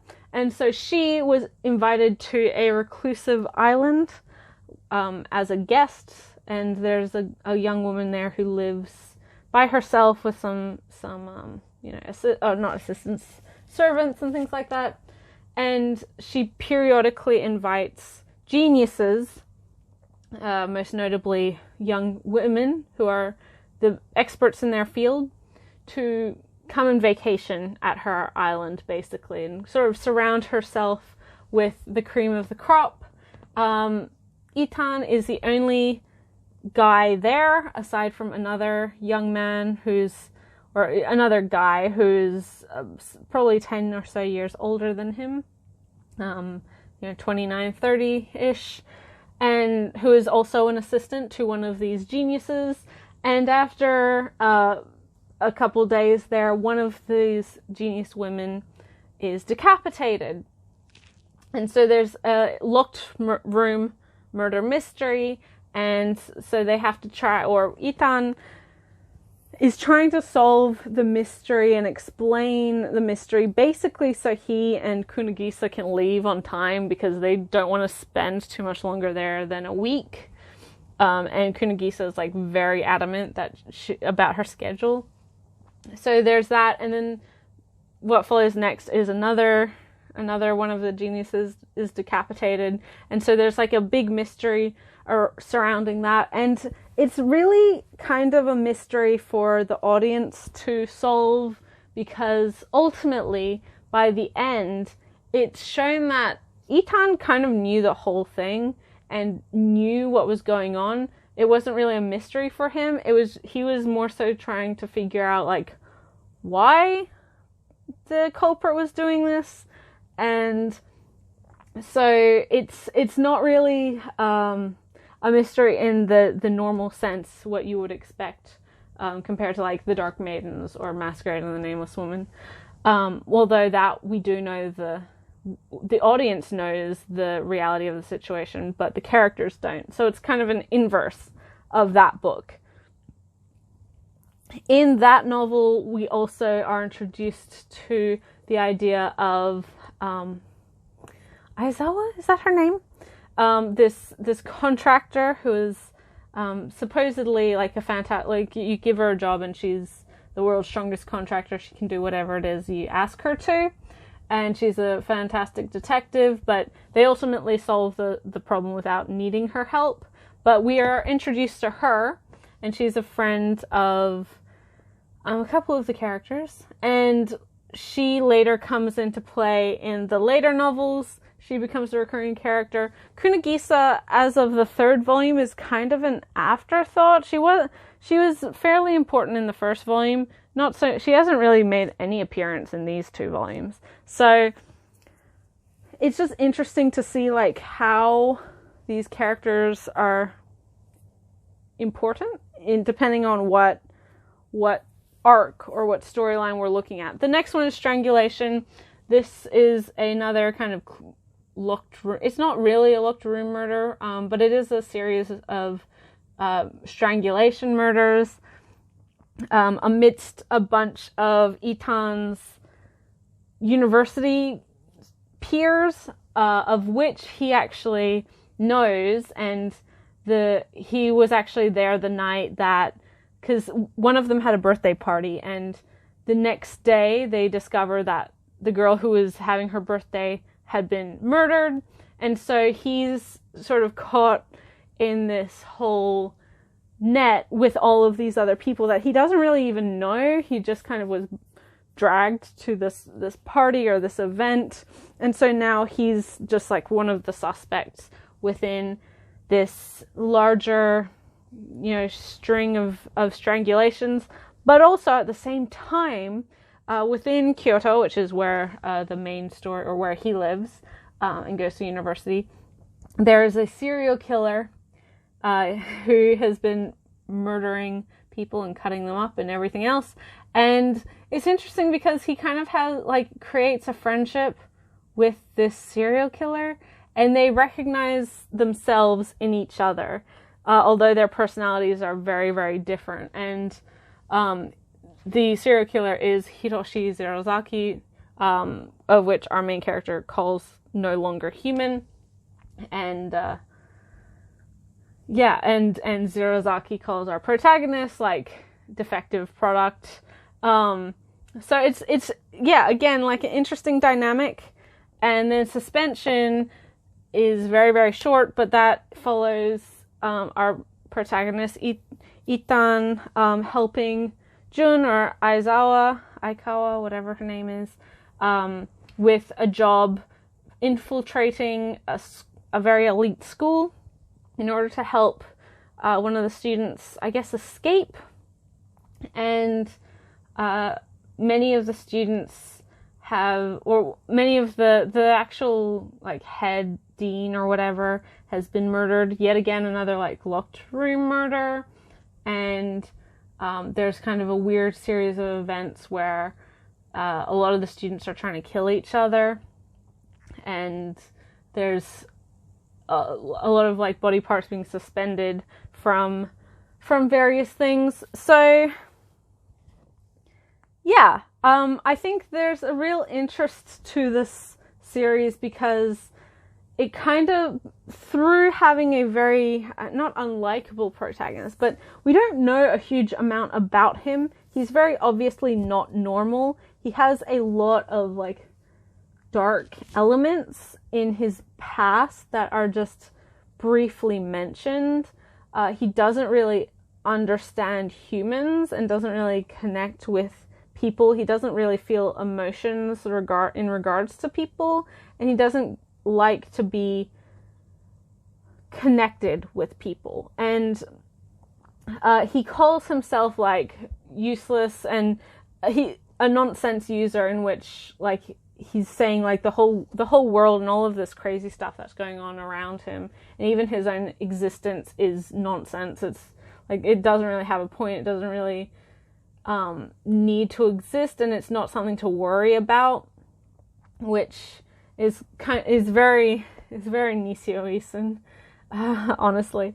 But it's I would say that rather than the actual mystery per book, because once again, it's not that our character is actually trying to find out what happened.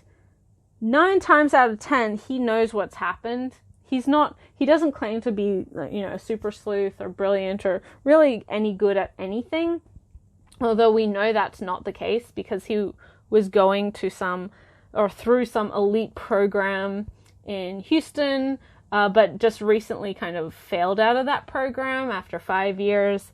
And so there's evidence to suggest that he has a lot more going on in his thinking and in his past and with his family and the whole situation around his previous relationship with Kunigisa that we don't, as of now, know about.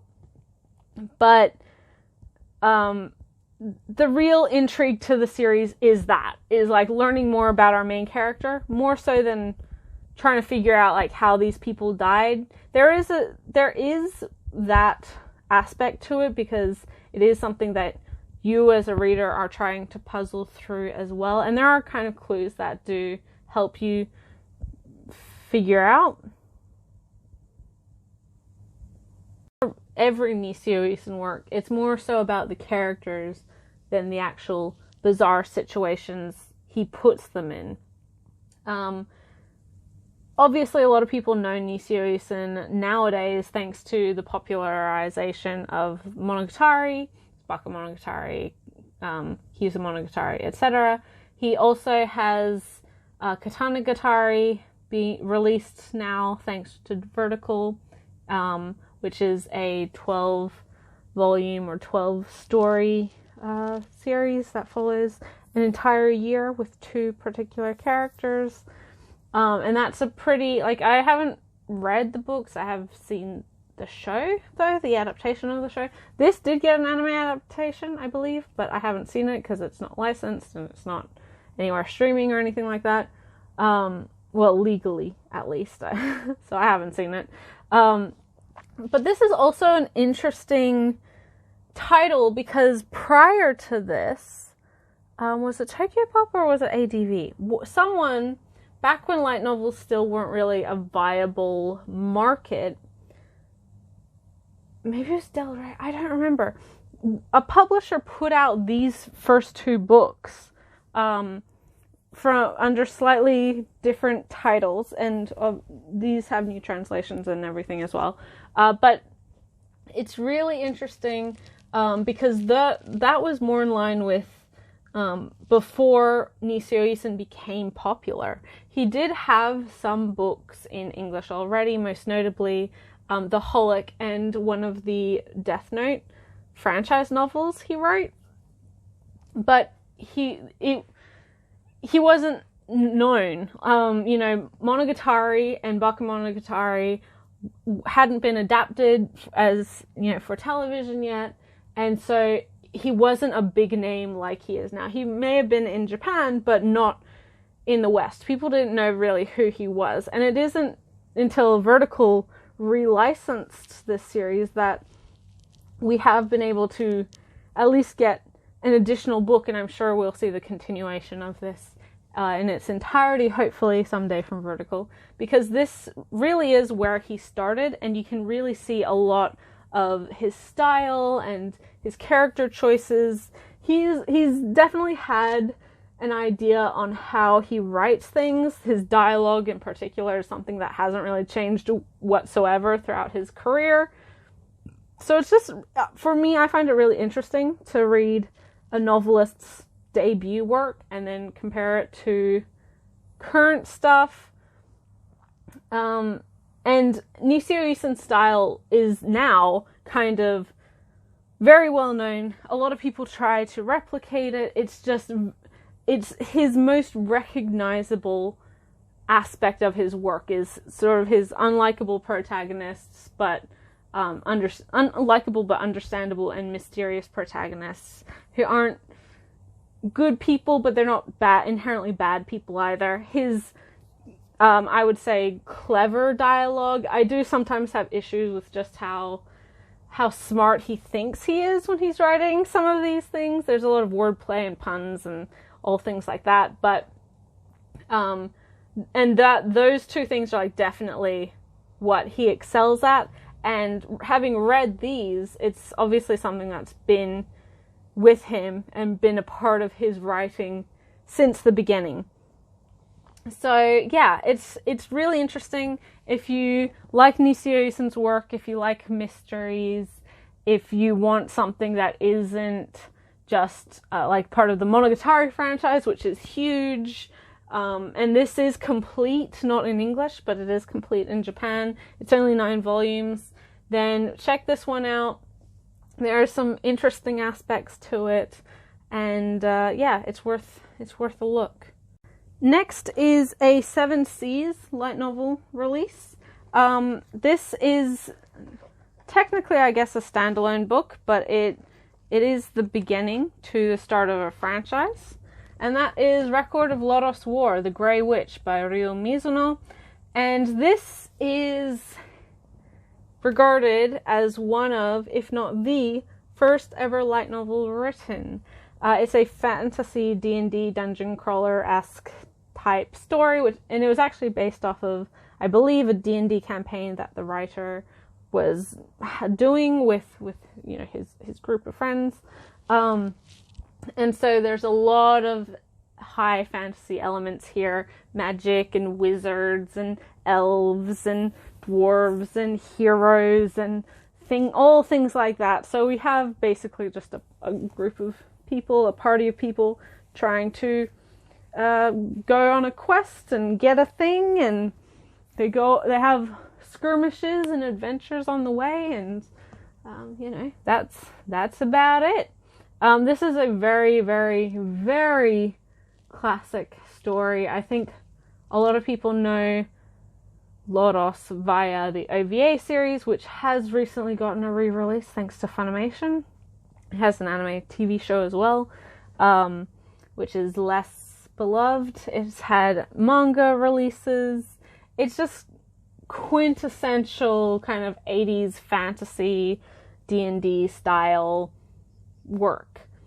And yeah, I mean, it's pretty decent, pretty solid. If you like this type of setting, then check it out.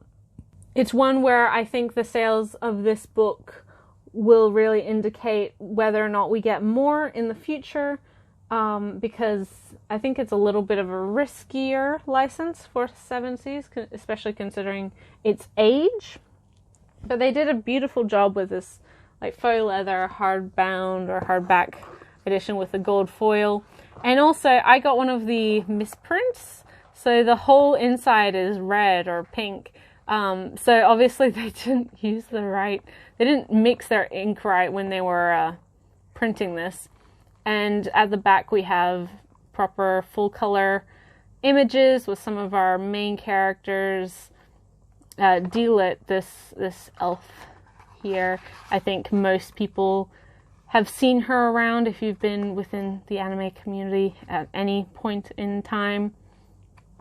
So yeah, I'm sure people know of this series, but maybe haven't read it or watched it. It's very good if you're wanting something of this type, and I do hope we see more. You know, it'd be good to see some more of Lodos available novel-wise in English. Next is another one and done book, and this one was kind of an anomaly. You can still buy it, and it's available on Right Stuff and various other websites, but this I actually got via Kickstarter because it was one of the stretch goals and rewards for the Kickstarter campaign. And this is Time of Eve, Another Act by Kei Mizuichi, based off of the Time of Eve film and OVAs. And this is a collection of short stories, some of which are adapted into the film, others which are just extras or different, of Time of Eve, set within the near future of Time of Eve, where androids and robots and robot, I guess, companions or house workers have become commonplace. And a lot of our main character, he comes across a cafe called Time of Eve, where it is the only place really within the city that he knows where androids are able to turn this ring off above their head, so you can't tell who's a human and who's not. So it allows for androids and humans to interact and coexist without the prejudice and the awareness of their differences. And it's definitely a story about like AI and sentience and what makes something human, and self-awareness and all these things that do come up when we talk about AI and robots and cyborgs and androids and all of these things. Like, it's a very common theme when talking about this type of stuff in fiction.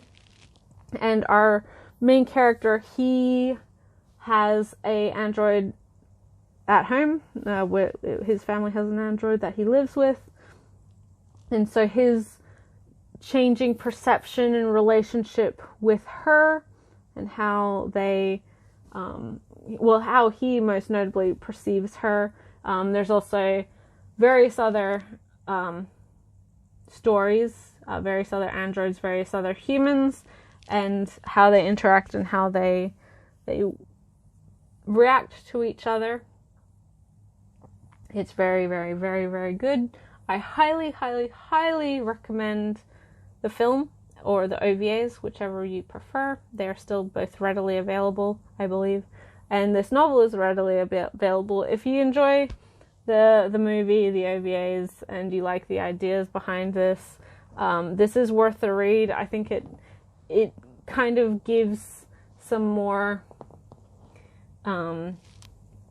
incidental stories that aren't included in the anime, which is just, prime for more interesting exploration of a lot of the themes of the meaning of life and the meaning of being human and thought and self-awareness. And if that sounds like your thing, then check this one out. They also did a really good job with the actual translation and everything like that.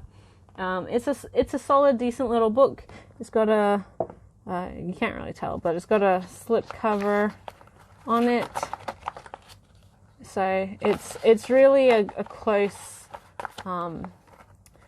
representation and recreation of the original Japanese novel. You can see it's only five stories, and they are kind of short stories, self-contained, but they are interlinked quite a bit, and they obviously are companions to the anime. So if you like one, you'll probably like the other, and check it out.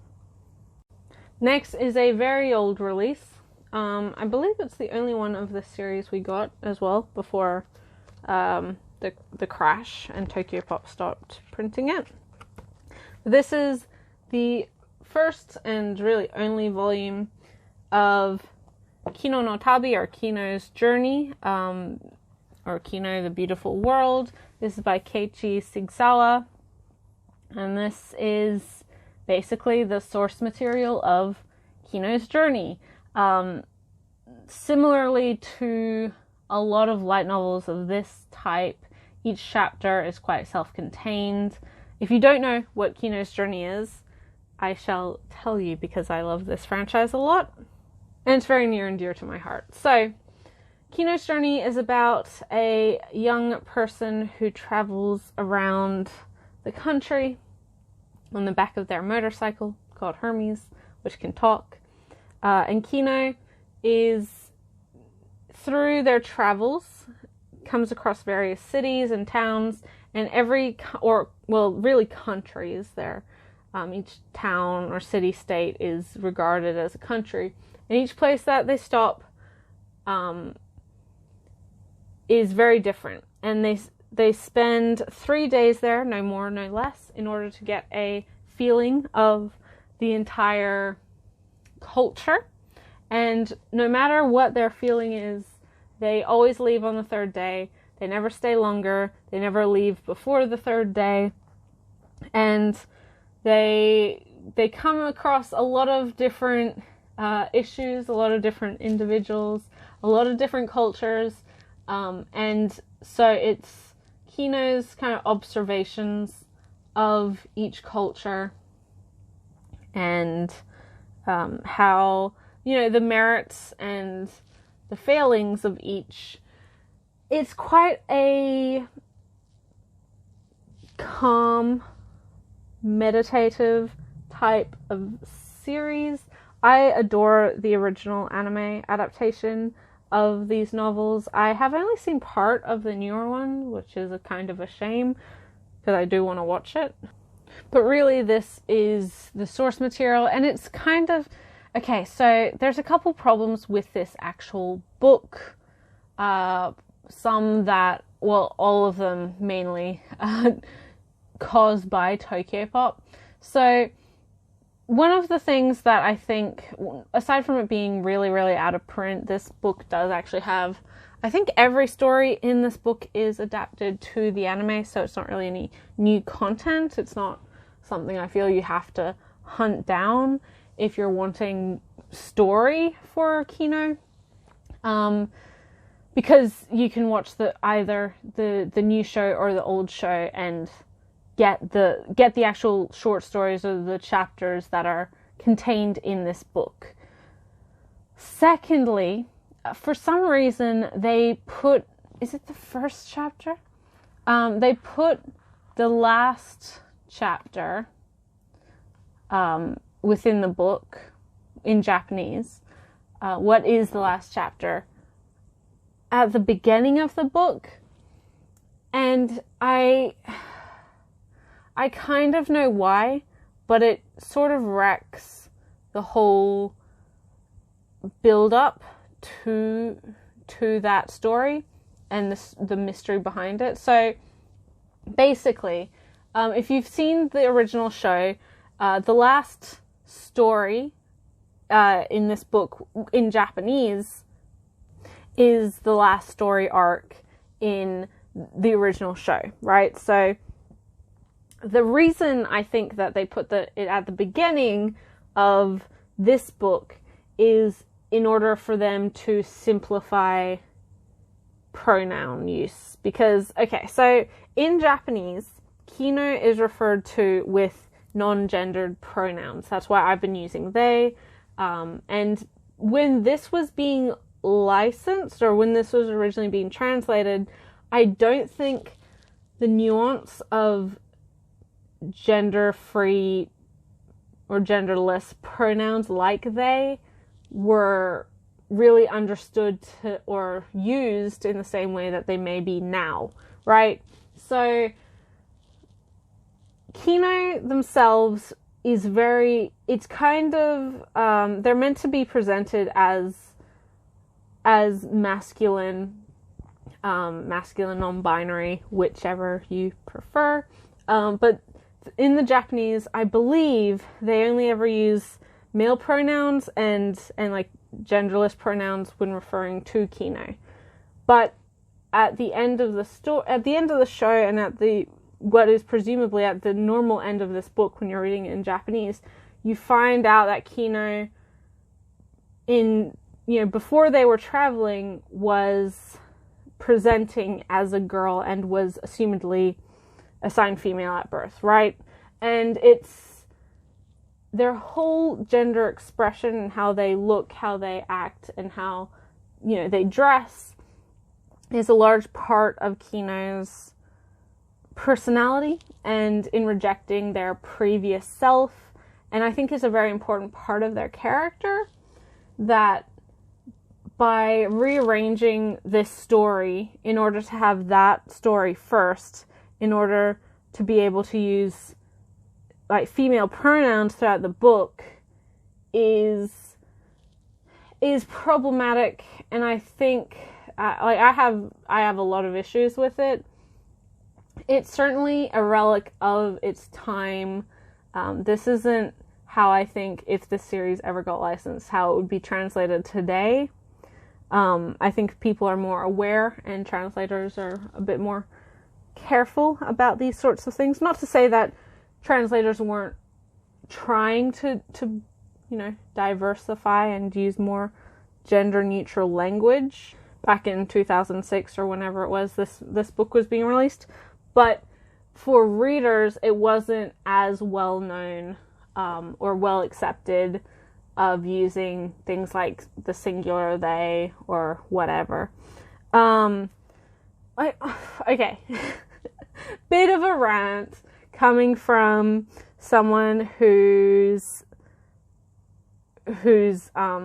degree is in writing and who's obviously an avid reader, has been reading my whole life. I personally, even before I was really aware of non-binary people and people who use the they them pronoun, I always assumed, I thought everyone used they as a singular as well as a plural. I never saw the issue with using they to refer to one person, right? Because we do it all the time in our lives, even without even thinking about it. And the fact that people get so upset or think that it's so difficult is just an indication that they don't actually think about how they use language in their day-to-day life. I don't know, because, okay, so here's an example. Here's an example from me. So say I wanted a doctor's appointment, and I said to my partner, or I said to whoever, I was like, oh, I want to make an appointment at the GPs or the doctors. I hope they have an appointment for me today or tomorrow or whatever. And that they is referring to a single doctor. But that's because I might not know whether, the doctor's female, the doctor's male. I might have just looked up my local doctor and it said oh, Dr. Smith. And it might not say their first name. I don't want to assume, so I just say, oh, I hope they have a spot for me. That's a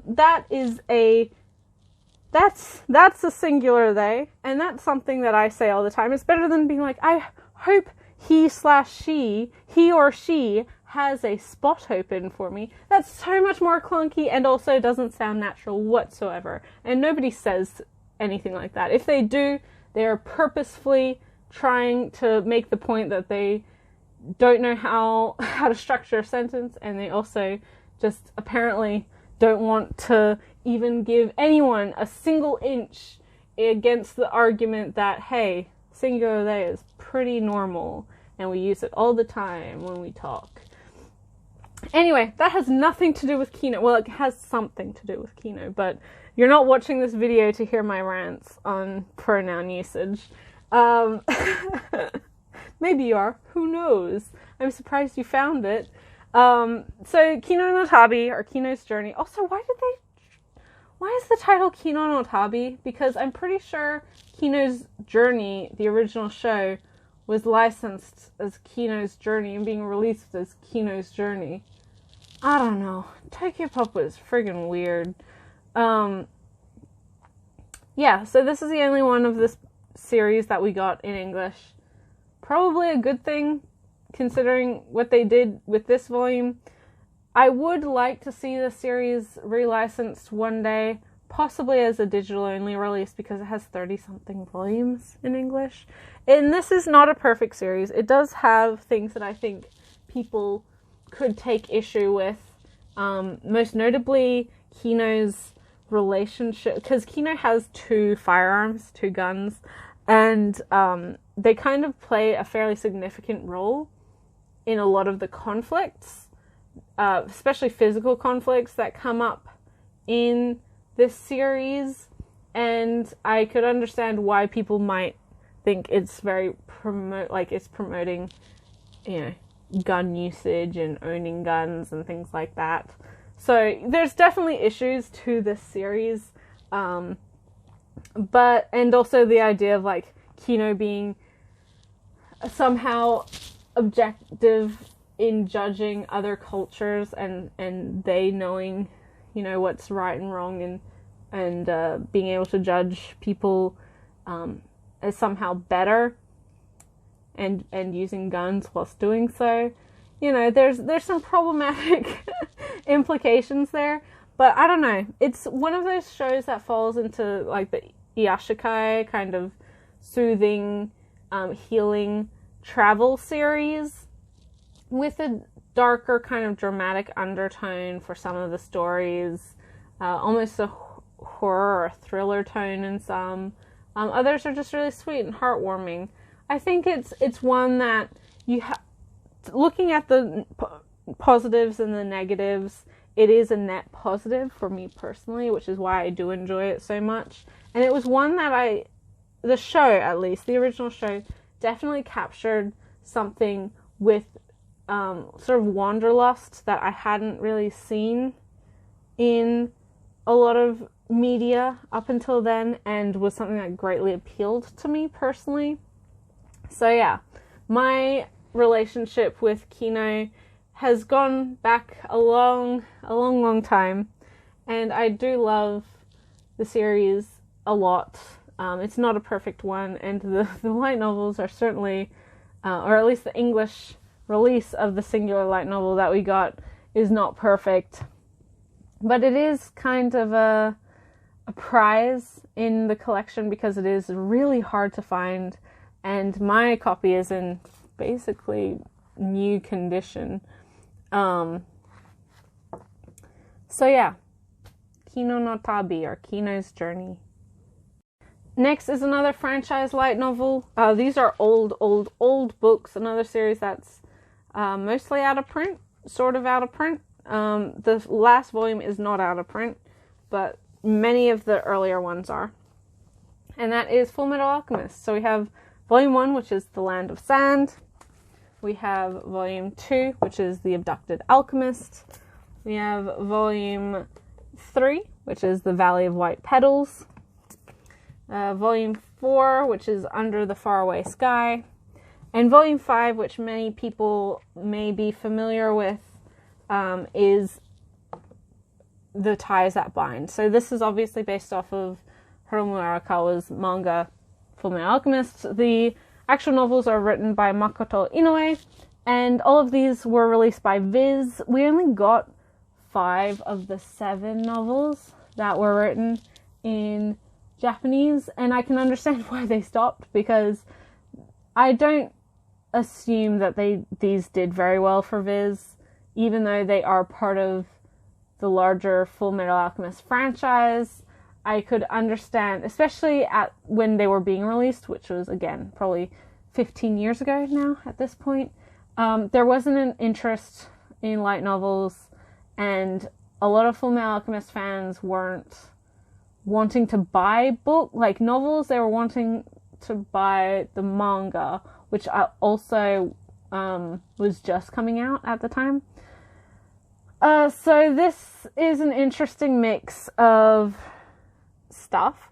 Each novel is either 1 or 2 self-contained adventures for the Elric brothers.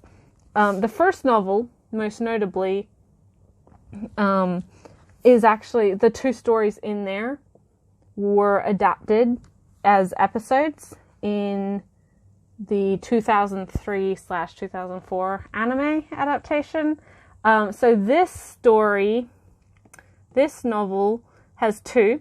It has the Land of Sand story, which is the story that includes Russell and Fletcher. That's the other brother's name. So like the fake Elrics, which again, if you've seen the original Fullmetal Alchemist anime, you should know that storyline. It's where 2 brothers are impersonating Edward and Alphonse in a particular town, which is struck by drought, and their mining town, and a lot of issues with the local alchemist there, and all sorts of things. That was a 2 or 3 episode filler arc in the original.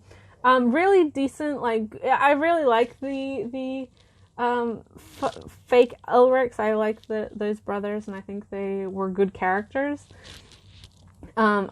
I've said it before, but I do really like the original Fullmetal adaptation.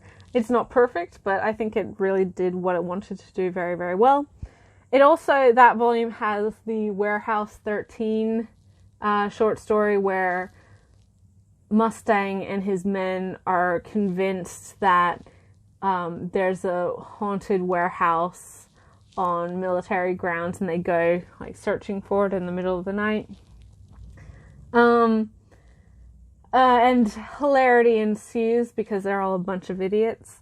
And that again was like its own, I think it was just a single kind of filler fluff comedy episode, which part of the original series, and it was very popular. People loved it.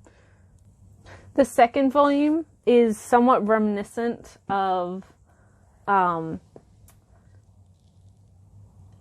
storylines that were loosely adapted, or like took ideas, I guess, from that inspired stuff and filler in the original 2000s. So in this one, Edward is abducted, basically, by a terrorist group that has been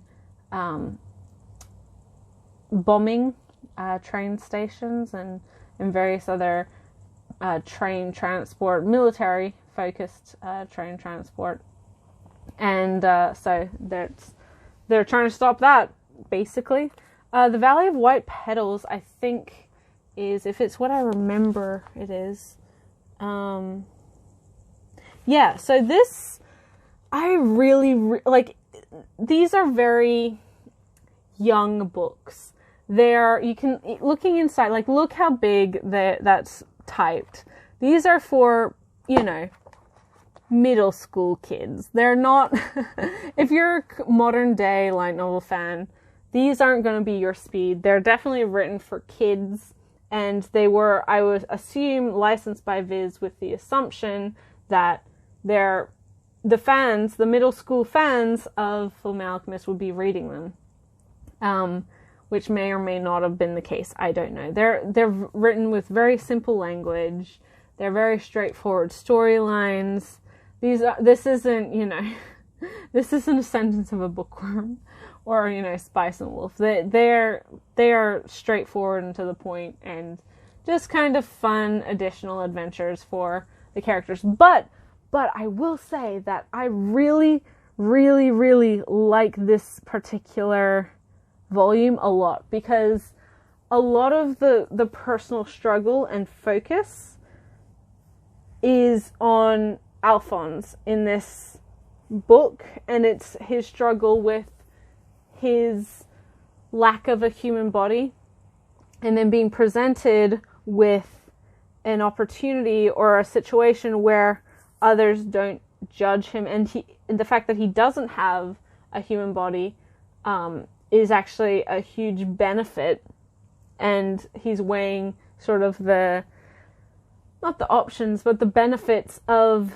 regaining his human body and like continuing to exist as a living suit of armor. It's very good.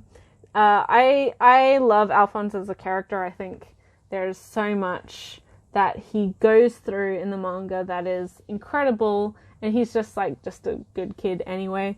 But the Valley of White Petals is really interesting in how it handles a lot of the stuff. It's also kind of reminiscent in setting as the Sacred Star of Milos film, which is the film spin-off from Fullmetal Brotherhood. The storylines aren't really the same, but the setting is the same. So if you've seen that film, you kind of know what I mean. Under the Faraway Sky, I don't remember what... Oh, childhood friend.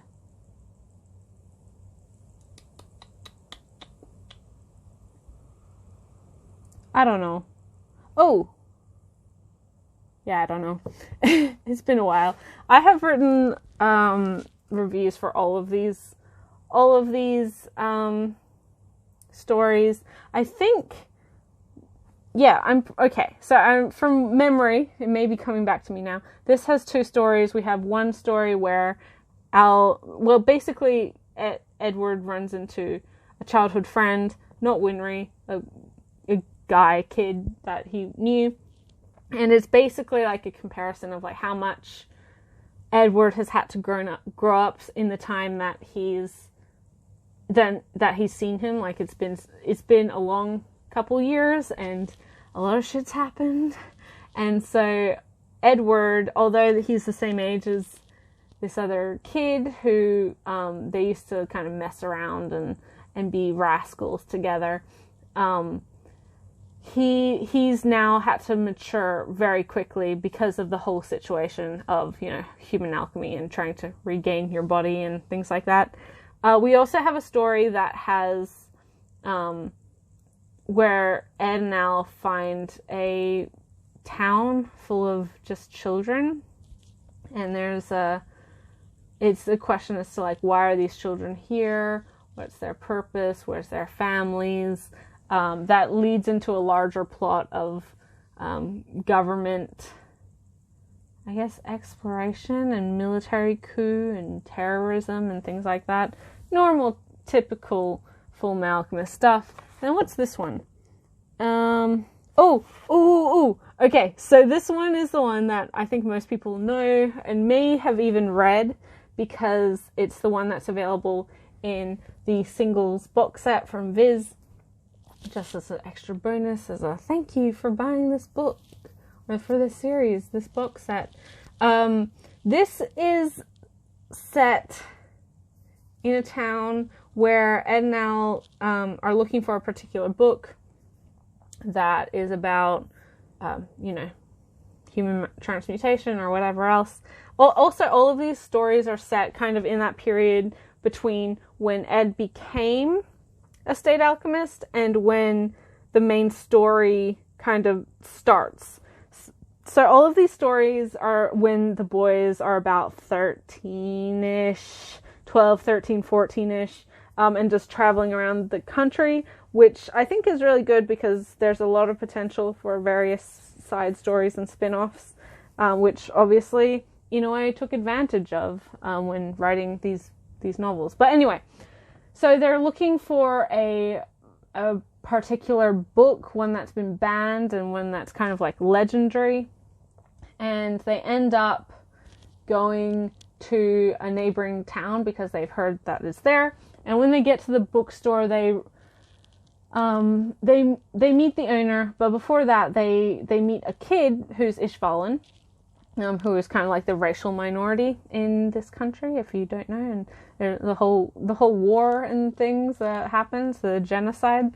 But he's Ishvalan, and there's also a community of kind of homeless Ishvalan who inhabit that area, and our main characters, they go to this bookstore after running into this kid, and he's like, yeah, my family runs that. So they go there and they realize that this Ishvalan kid has been adopted by a couple who are sort of more general general Amestrian, more Caucasian looking, European looking, I guess. Fair skin, fair hair and eyes and whatever else. And so there's an interesting dynamic of this kid, his personal identity, whether or not he identifies as Ishvalan, because he never grew up within that culture, and the only family and only parents he's known is this Amestrian couple who love him as their own, and but the situation is that they're looking after him on behalf of his real parents, most notably his real father, who is his now foster father's friend during the war. And so there's a lot of the actual story in this is focused on this kid and his identity and nature versus nurture, almost kind of the culture you're raised in versus your ethnicity and your background, and how that affects who you are and how you choose to engage with a culture that you may ethnically be a part of but might have no real background in and no real understanding and no real connection to. It's really, really interesting. I will never say that these novels are good But I do think that the third and the fifth book are at least worth a look, insofar as if you want a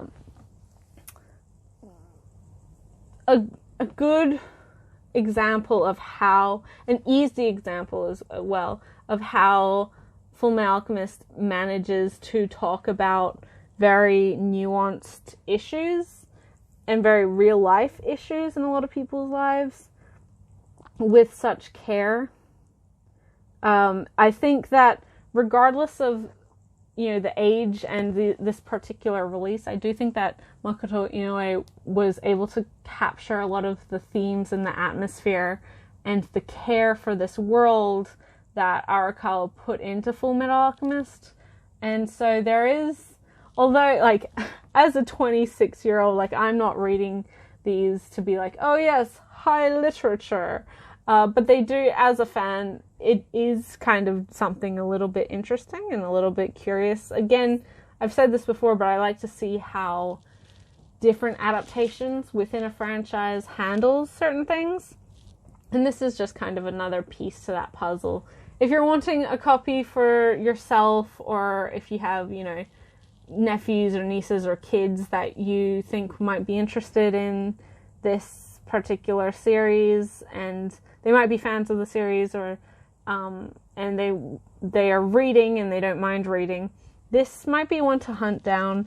Although the earlier volumes are out of print, they're super easy to find because no one wants them, basically. But it's super easy to find cheap copies of all of these books. And yeah, if it's something that sounds remotely interesting for you or a loved one or a friend, then maybe give it a look. But it's not one that I actively recommend as a good light novel series to start with or anything. It's not going to be converting too many people to fans of this type of media, let's just say. Next is a series that I haven't actually been actively collecting as such. I've read this volume, but if I do read any more, I'd probably just buy the digital release. And that is The Devil is a Part-Timer by Satoshi Wagahara. This has 17 volumes or something out, released already. This is a comedy, fish out of water, kind of reverse isekai story about a demon lord who comes to modern day Tokyo, and along with sort of his right-hand man, and also the grand hero who is fighting this demon lord. All three of them end up in modern day Tokyo and now kind of have to try and live as normal people, and humor abounds. Our main character is in the service industry. He works at a McDonald's or whatever it is. So obviously McDonald's fast food knockoff. And his right-hand man is kind of his house husband who just stays at home and does the chores and budgets and buys groceries and berates the main character, Satan, for overspending and not bringing. It's a funny little dynamic. I really like those two. I think they're great main characters. Then we have Amelia as well, who was the grand hero, who's now convinced that the demons or the devils are up to no good, so she kind of tries to keep an eye on them. So it's kind of like a romantic comedy. There's also Sadao, this devil, his work life and just how much enthusiasm he puts into fast food service industry. It's funny. It's very funny. I enjoyed the anime adaptation, but it's been a long time since I read this or watched that. And I don't know if I was motivated enough to pick up the second volume for this when I finished it, which is why it just has kind of sat stagnating on my shelf for a while. I will probably get rid of this honestly, because I might reread it and then think about what I want from it. But I think it was coming. I mainly bought this because it was a series that I enjoyed, and it's a series that was coming out, and it kind of was before light novels were really. It was just at that point where light novels were getting more popular. Sword Art Online was gaining interest, and it was sort of part of that wave. And so now in this current market where there's just so many books to follow and so many potential things that I do really love to read, I'm probably not going to come back to this one physically, at least. I may, as I said, pick up the digital editions via Bookwalk or Kindle or whatever. So yeah, I mean, this is a funny series. I think it's written quite well. I think the characters are quite likable, but I do also worry that the longer it goes on, it might be more repetitive. Who knows? I haven't read it, so I can't really say. But I do like the relationship between Sadao and Ashia. I think they're very funny. And I think there's a lot of really funny fish out of water humor that the series does very well. And I like when the other demon, what's his name? Doesn't really matter. Also Lucifer, maybe. It doesn't really matter. Comes as well and sort of crashes and is their third roommate. And yeah, I like that aspect of it a lot. I don't know how engaging the romance aspect of it will be at later down the line, but I can't judge because I haven't read it. So I can't really give a resounding recommendation for this one, but if, I enjoyed the show, so maybe check out the show, but I haven't watched that in a while either, so who knows? I do think it's pretty funny. And it was at the beginning of this also reverse isekai where someone from a fantasy world ends up in our modern day mundane world, but they're surrounded by technology and there's no magic and they have to figure out how to live, which kind of became a really popular thing as well around this time when the anime for this was first announced, or first released. So I think that wave is maybe not as strong as it used to be. So if you're wanting a break from the isekai, get yourself a reverse isekai. Next is another book that I don't really have a huge amount to say for, but that's more so because I haven't actually finished reading this. I talked about this, or I showed it off in my pickups video that I filmed yesterday, so if you watched that, then you probably know what this is, but I have Volume 1 of The Alchemist Who Survived Now Dreams of a Quiet City Life. This is another new yen on title by Usada Nonohara, illustrations by Ox. This is an interesting release because you actually have to kind of start here because there's a opener manga, and then because it tells you oh, this is not the beginning of the book, go to the back and read that and then come back to the beginning. See? But this is the story of a young alchemist girl who puts herself into suspended animation after beasts attack the town. She does that after hiding for safety, but it goes wrong because she sets a limit where she stops being in suspended animation once the danger has passed. And because she was burning a lamp while she was doing her alchemy, it actually burnt up all of the oxygen in the underground room that she was in. So it meant that she was in suspended animation for a lot longer than planned because there was just no oxygen and she would have died immediately if she woke up otherwise. So the danger had not passed, is what I'm trying to say. So she has been asleep for 200 years. She's only revived after the kind of entryway to her hideout has literally rotted away, allowing airflow to come back into where she is. And she discovers that she is now the only alchemist left in the city, perhaps in the country, meaning that she has a great skill that a lot of people want, but she's not super keen on, becoming this hero and being really busy or anything, because when she was, in her previous lifetime, she was not really very well known. She wasn't high up at all on the scale of, things, and her alchemic power was kind of limited to tinctures that were healing tinctures kind of thing that were very popular for the working women of the night, but weren't necessarily very well respected.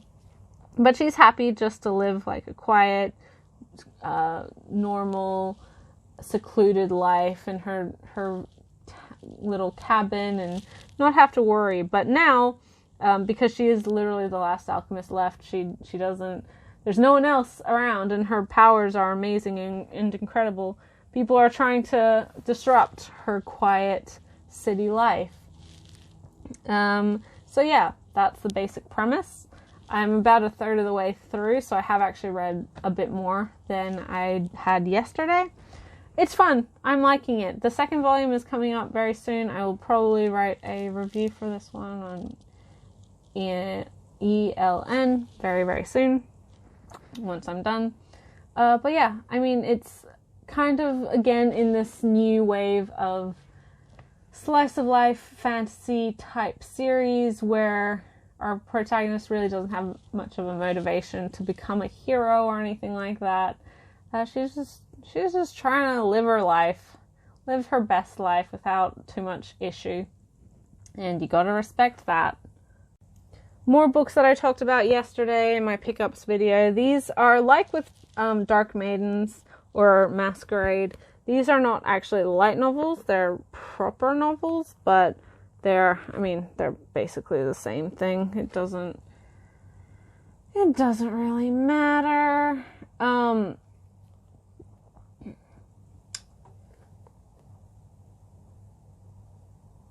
Yeah, so this is Perfect Blue, Complete Metamorphosis, and Perfect Blue, Awaken from a Dream, both by Yoshikazu Takeuchi. The original, or Complete Metamorphosis, is what the film by Satoshi Kon is based off of, and then Awaken from a Dream is sort of a collection of spin-off short stories, still kind of thriller, horrific nightmares, focused around crazed fans in the idol industry. Because, okay, if you don't know what Perfect Blue is about, you haven't seen the film somehow, well, maybe that's more common nowadays than I expect, but it did just recently get a new Blu-ray release, so watch it if you haven't. But Perfect Blue is about a thriller about a girl or young woman who is part of an idol group who is wanting to kind of get away from that and reinvent herself, start her own more adult, proper career, and she is haunted and terrorized by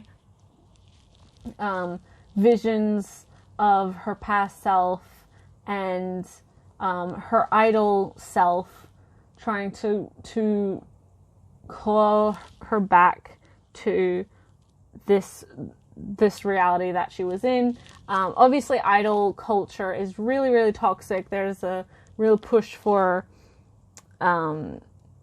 purity and perfection, and fans can be absolutely psychotic and really dangerous, and that's sort of what this series is talking about, that really toxic relationship that idols have, not only with the actual industry and their career, but also with their fan base, and the just completely unrealistic expectations on them that having such a demanding and self-entitled fan base causes.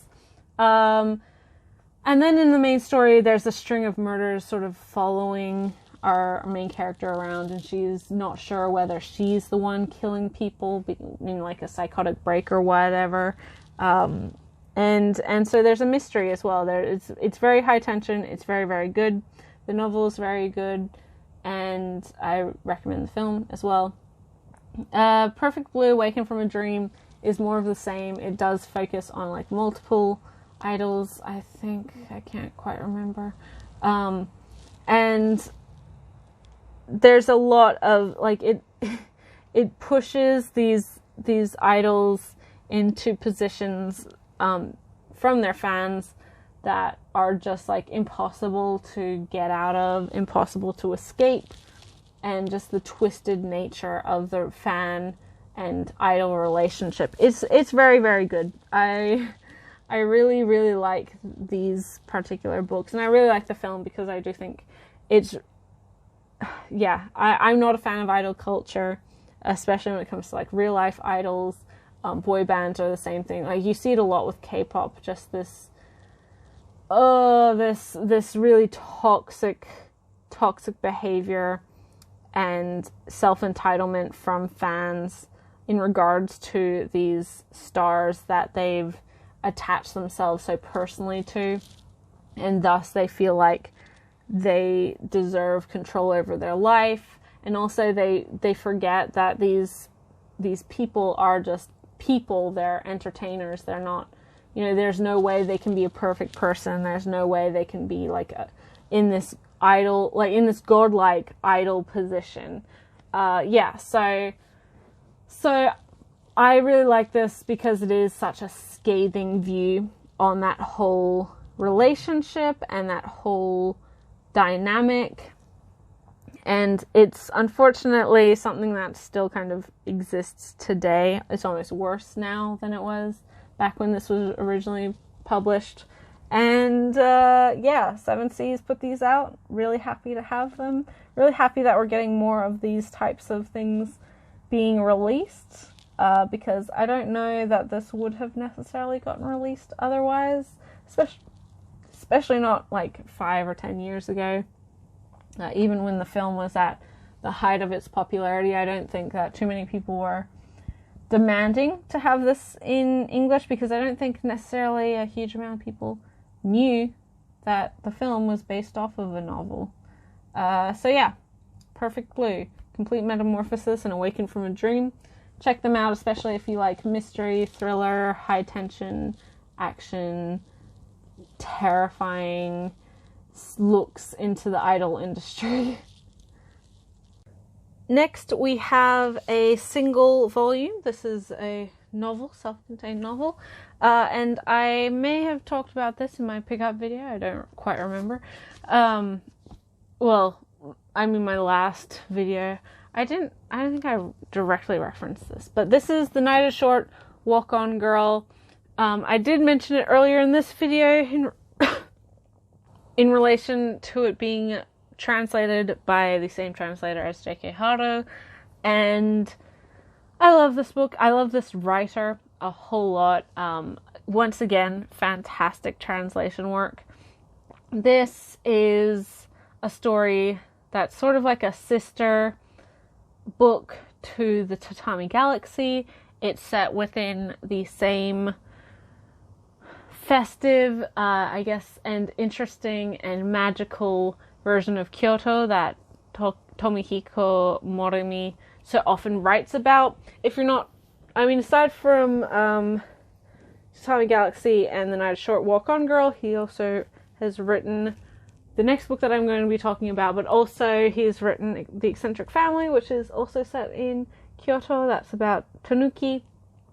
And this is a story of a young woman, a university student, who basically walks around Kyoto after abandoning is it a wedding party? I think it's a wedding party for one of her university friends or acquaintances or whatever. She's just like part of the larger celebration, and she kind of gets bored of that whole scene, so she goes to a bar and then ends up, talking to some of the people there, and then she ends up from there going somewhere else. And so it's her traveling through the city in various places, various bars, and there's a book fair she goes to, and lots of parties, and she meets so many different people. And I mean, the night is short, so she keeps on walking. She keeps on meeting so many different people and interacting with so many different situations.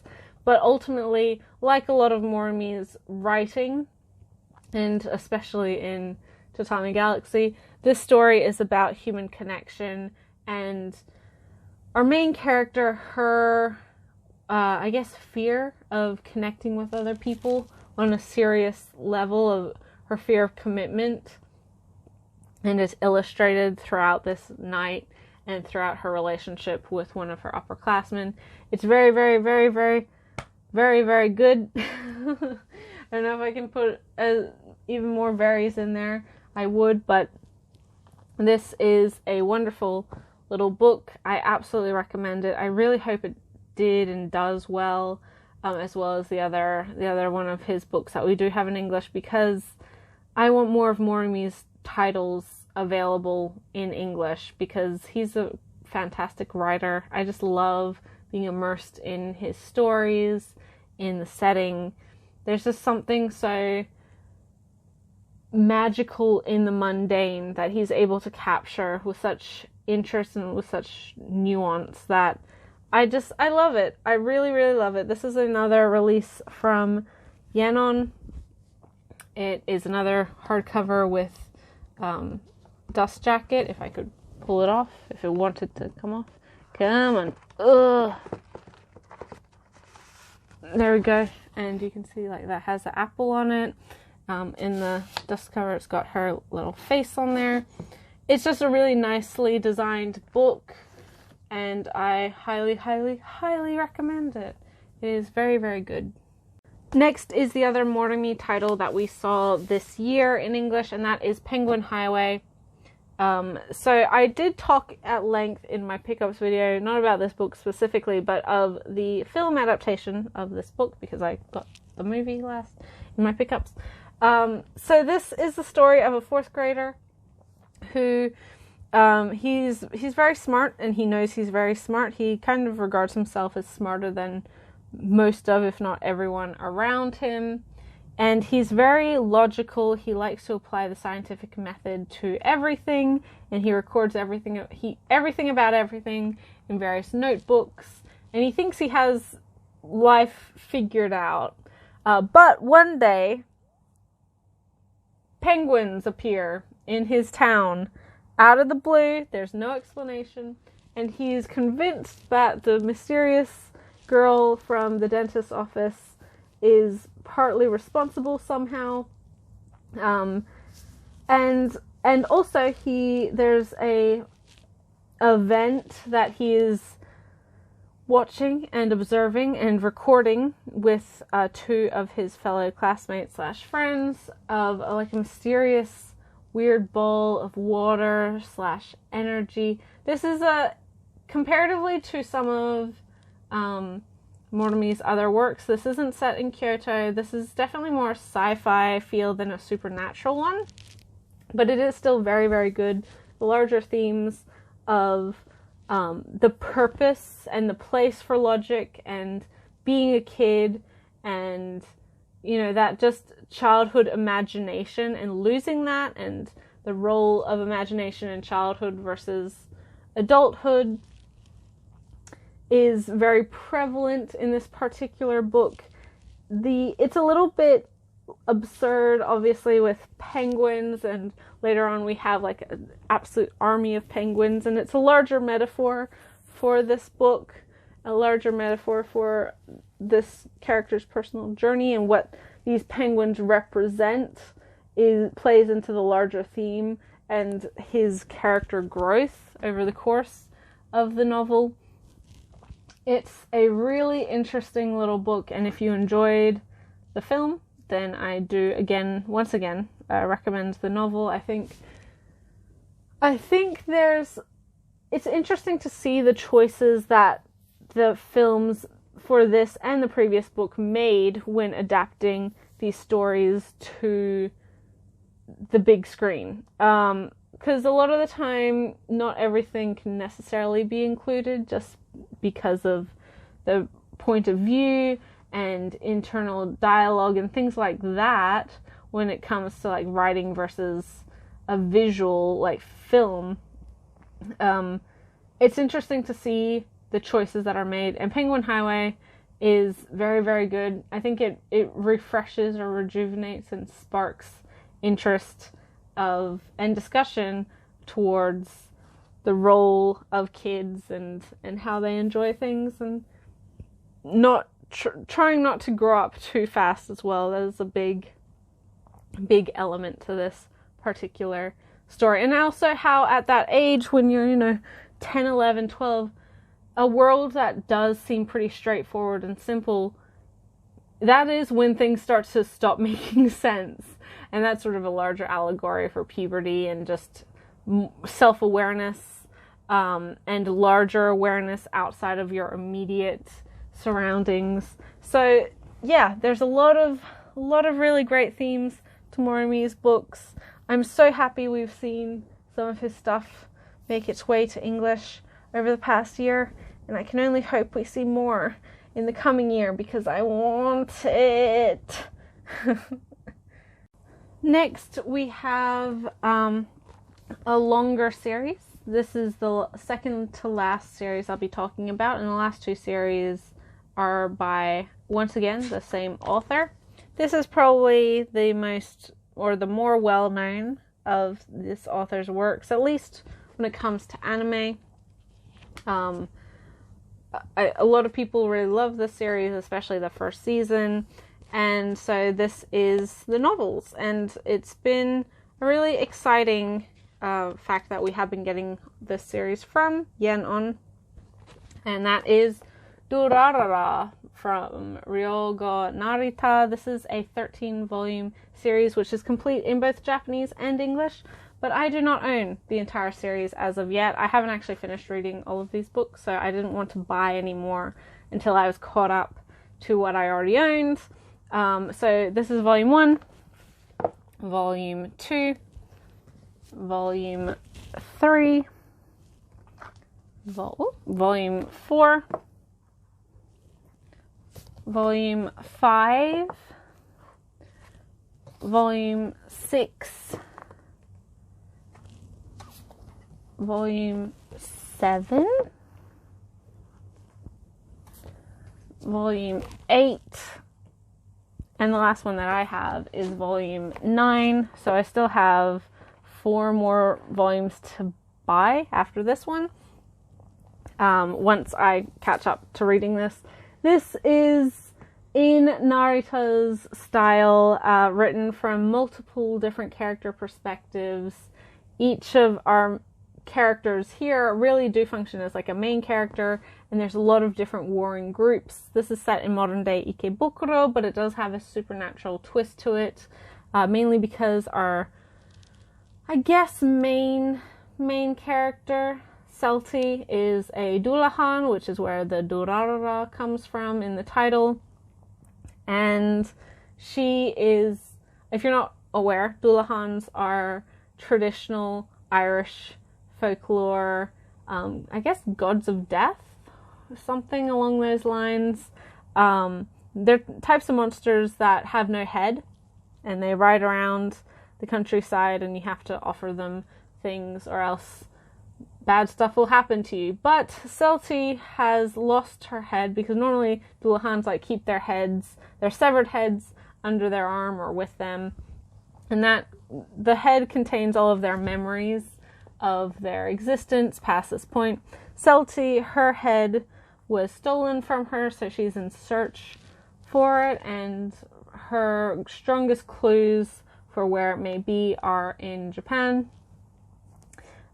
Because she doesn't have her head, she has no real memories of what happened to her before her head was stolen. She doesn't have much memory about her life, and so she's very reliant on her longtime friend slash kind of lover, Shinra, who's a underground doctor. So those two are main characters. We also have a trio of high schoolers, all of whom are hiding their own personal secrets. There's a lot of colored gang, as the way they're described. Basically a whole bunch of gangs full of youths who have basically turf wars over certain areas of Ikebukuro, and a couple years before there was some major incidents, and then those colored gangs disappeared, but then there's still members hanging around causing trouble. And so one of our characters used to be part of a colored gang. One of the other characters is sort of unknown or secret head of a current gang. And then we have our third teen, who is kind of the embodiment of a particular serial killer, violent attacker amongst the Ikebukuro area. So there's those three, and so they're trying to maintain their friendship, but obviously there's a lot of conflict and a lot of secrets they're keeping from each other. Then we also have Izaya and Shizuo, who are kind of the fan favorites. People love those two characters. One who is an incredibly short-tempered and incredibly strong guy who wants to live a peaceful life and wants to live happily, but is so often quick to lose his temper and then cause trouble via throwing, vending machines and other such things.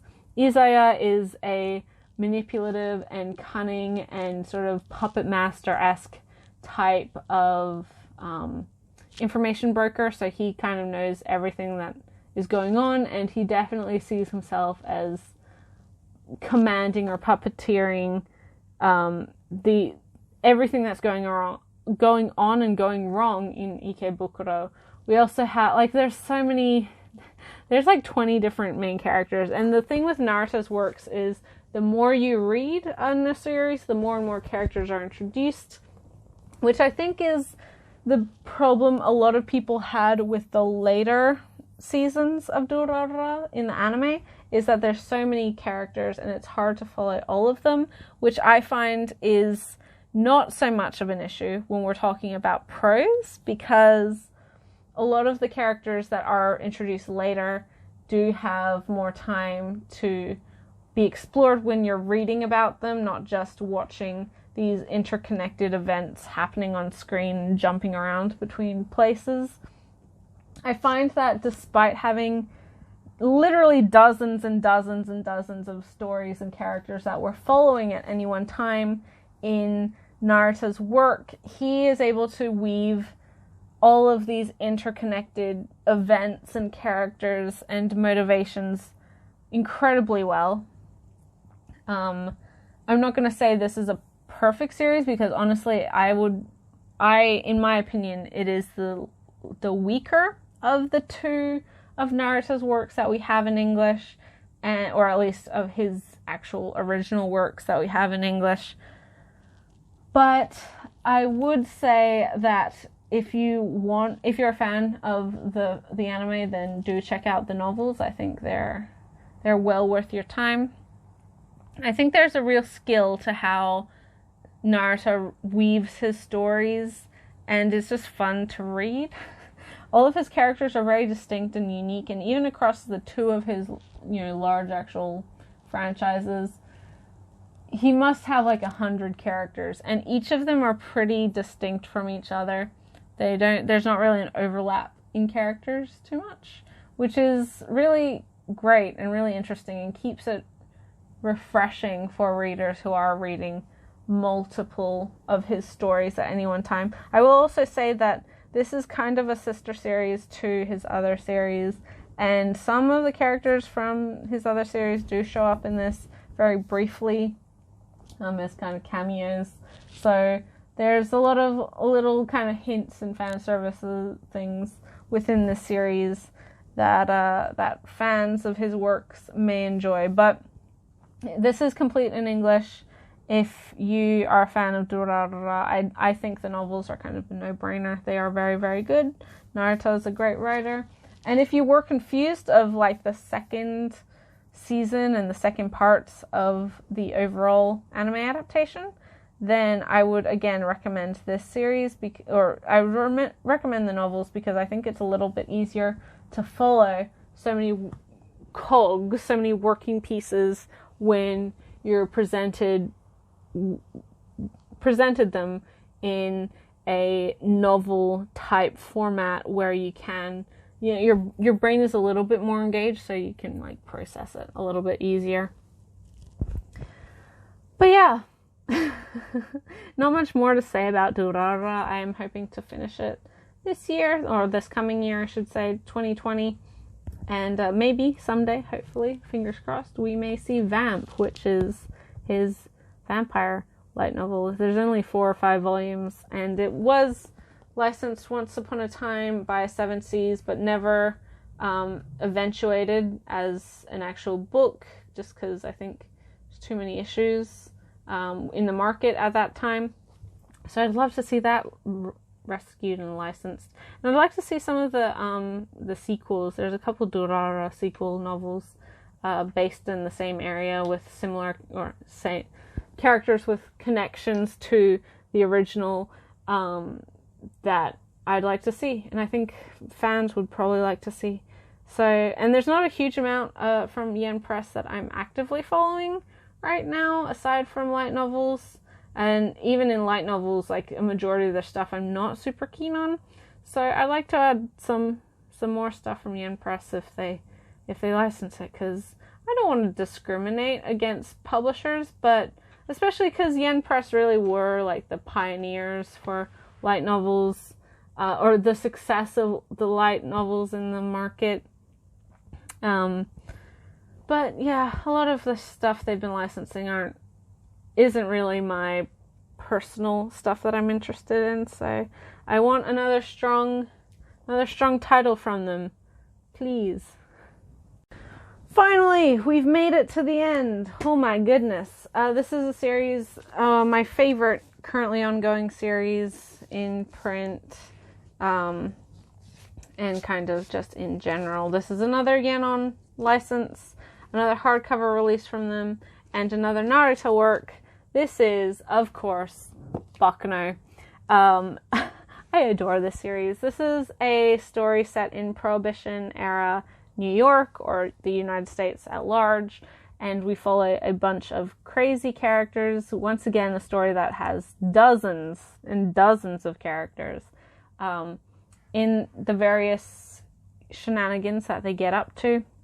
We also have a group of alchemists who several hundred years before, on their way to America, summoned a demon and thus was granted immortality. And so that immortality that is now kind of, there's a way to become immortal in the current day of the novel. So we have immortal characters, we have a lot of like gangsters and members of the Kimura, and obviously Prohibition era, we have a lot of like bootleggers and things like that as well. And for me, this is the most, like, I really love the setting for Baccano. Modern day Ikebukuro in Durarara is fine. Like, I've been to modern day Ikebukuro. I was actually staying there in Japan when the second season was airing, so it was all over the place. And it's fine, but like Prohibition era America, especially New York, with a supernatural twist is so cool. I really, really love it. And this is an interesting one because you may notice that this spine is brown. And so we have Volume 1, which is the Rolling Bootlegs. Volume 2 is 1931, the Grand Punk Railroad Local, which is the events of the Flying Pussyfoot. And then we have the second half of that particular arc, which is the 1931, the Grand Punk Railroad Express, which kind of wraps up a lot of the stories that were not wrapped up in this one. So you can see here, like if you put them together, it makes a picture And these are the characters, main characters of this particular arc, which are mainly different from these characters here. I love it. And then we have volume 4, which is 1932, Drug in the Dominoes, which is somewhat mostly adapted into the anime as well. This is kind of where the anime stops adapting things. And this wasn't fully adapted, but a lot of the Yves Genoud stuff was, that we see in the OVAs and the later episodes. And then, so again, as I said, these are like red, brown color. But then the next volume is blue. And this is Bakuno 2001, The Children of Bottle. And this is blue because this is a different, obviously, timeline or story. This is the modern day, or what was the modern day when, roughly, when this was being written. So this is the 2000s, 70 years after these sorts of events. And we have a lot of our characters who are still around because they're immortal. And this is some of those immortal characters traveling around the world, looking for other immortals and kind of trying to basically check in on them and prevent some harmful, lingering results of alchemy throughout the years. Oh, it's so good. It's so good. And the most recent volume, which is volume 12, is part of this modern timeline. But after that, which is volume 5, we jump back to the past with 1933, first the / cloudy to rainy. And then the volume 7 is 1933, last the / bloody to fair. And again, this is another paired cover, like so. And again, these are sort of the main characters of this particular arc. And you can see like these characters here are all new, whereas these ones are ones you will probably recognize from the show and earlier books. Then we have volume 8, which is the first in a 3-volume arc, which is Bakuno 1934 Alice in Jail's Prison, which is actually set in Alcatraz, which is really exciting. Love that. Then we have 1934 Alice in Jail's Streets, which is sort of what's going on with other characters during in New York during this period when these characters are in Alcatraz, these characters are in New York. Again, you can see maybe from here, if you're not reading the novels, like you wouldn't, or you know who that character is or that character is necessarily. They were introduced in previous books, and this character as well. So the cast kind of steadily grows. I feel like every book you're introduced to new people, but it's only a couple at a time, so it doesn't get super duper overwhelming. And you already love the cast that already exists, so you're not too worried about even more characters to love. And then the third of this particular arc is 1934 Peter Pan in Chains finale. So, it's really great. There's a lot of hints and a lot of build up in this particular 3-volume arc. We get a lot of story and intrigue about Huey Laforet.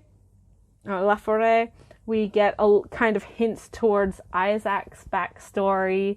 Our new characters come into the plot a lot. We get a lot of information about a mysterious pharmacology or company and things that were related to this previous novel. So again, it builds up into something grander and it builds up into something interesting. And as you can see, once again, it's these like later volumes, and so you can see these are all still like the 1930s, And then the most recent volume is yet again another color, because this is set in the past. So this is Baccano 1705, The Ironic Light Orchestra, and this is about some of our immortal characters before they became immortal, and their relationship and things that were hinted at in books and kind of inferred but never outright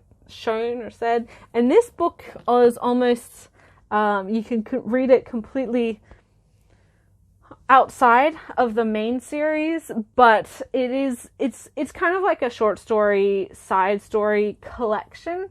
It is a full story, but it's not necessarily quote unquote necessary, but I find that all of Naruto's books are necessary to get a full understanding. But I really like how the way that these books are designed, the 3 distinct colors, coincide with what time period we're looking at. This book is looking at Huey Laforre and Elmer, and another new character here who is recurring. This character is also new. I doubt she'll be recurring though, but she is kind of the main focus of this particular novel.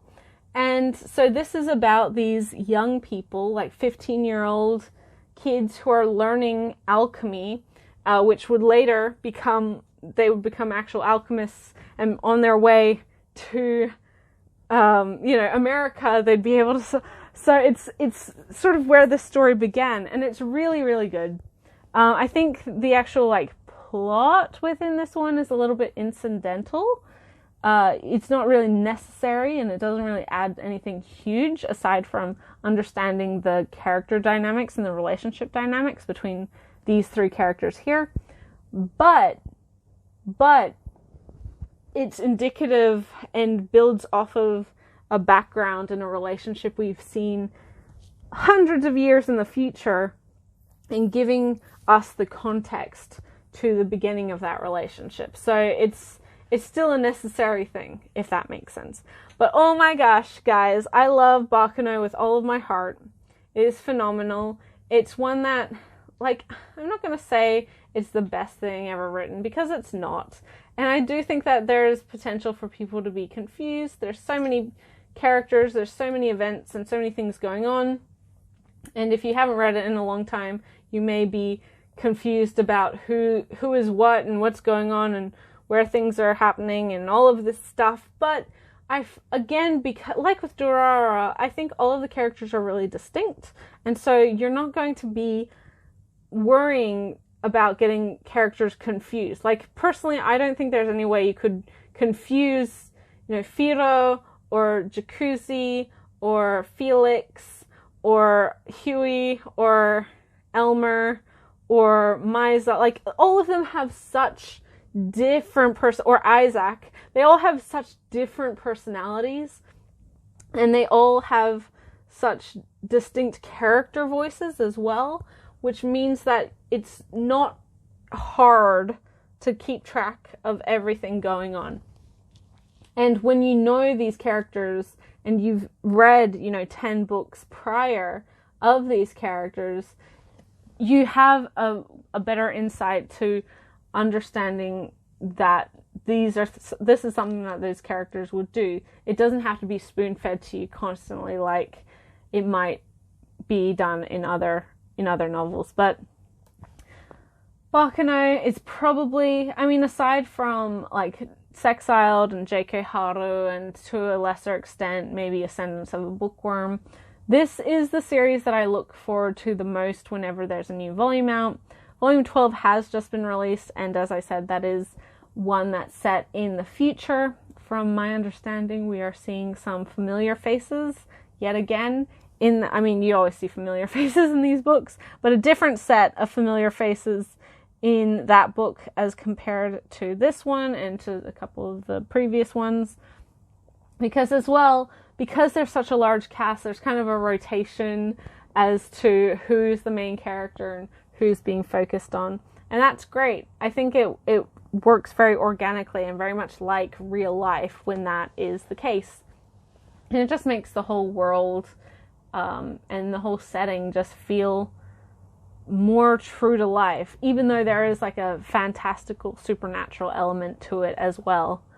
This is another series that I also recommend for people who are not, are sick of the more typical light novels being licensed right now, who want something a little bit outside of a more general fantasy, generic, dungeon crawler type of setting or RPG type setting.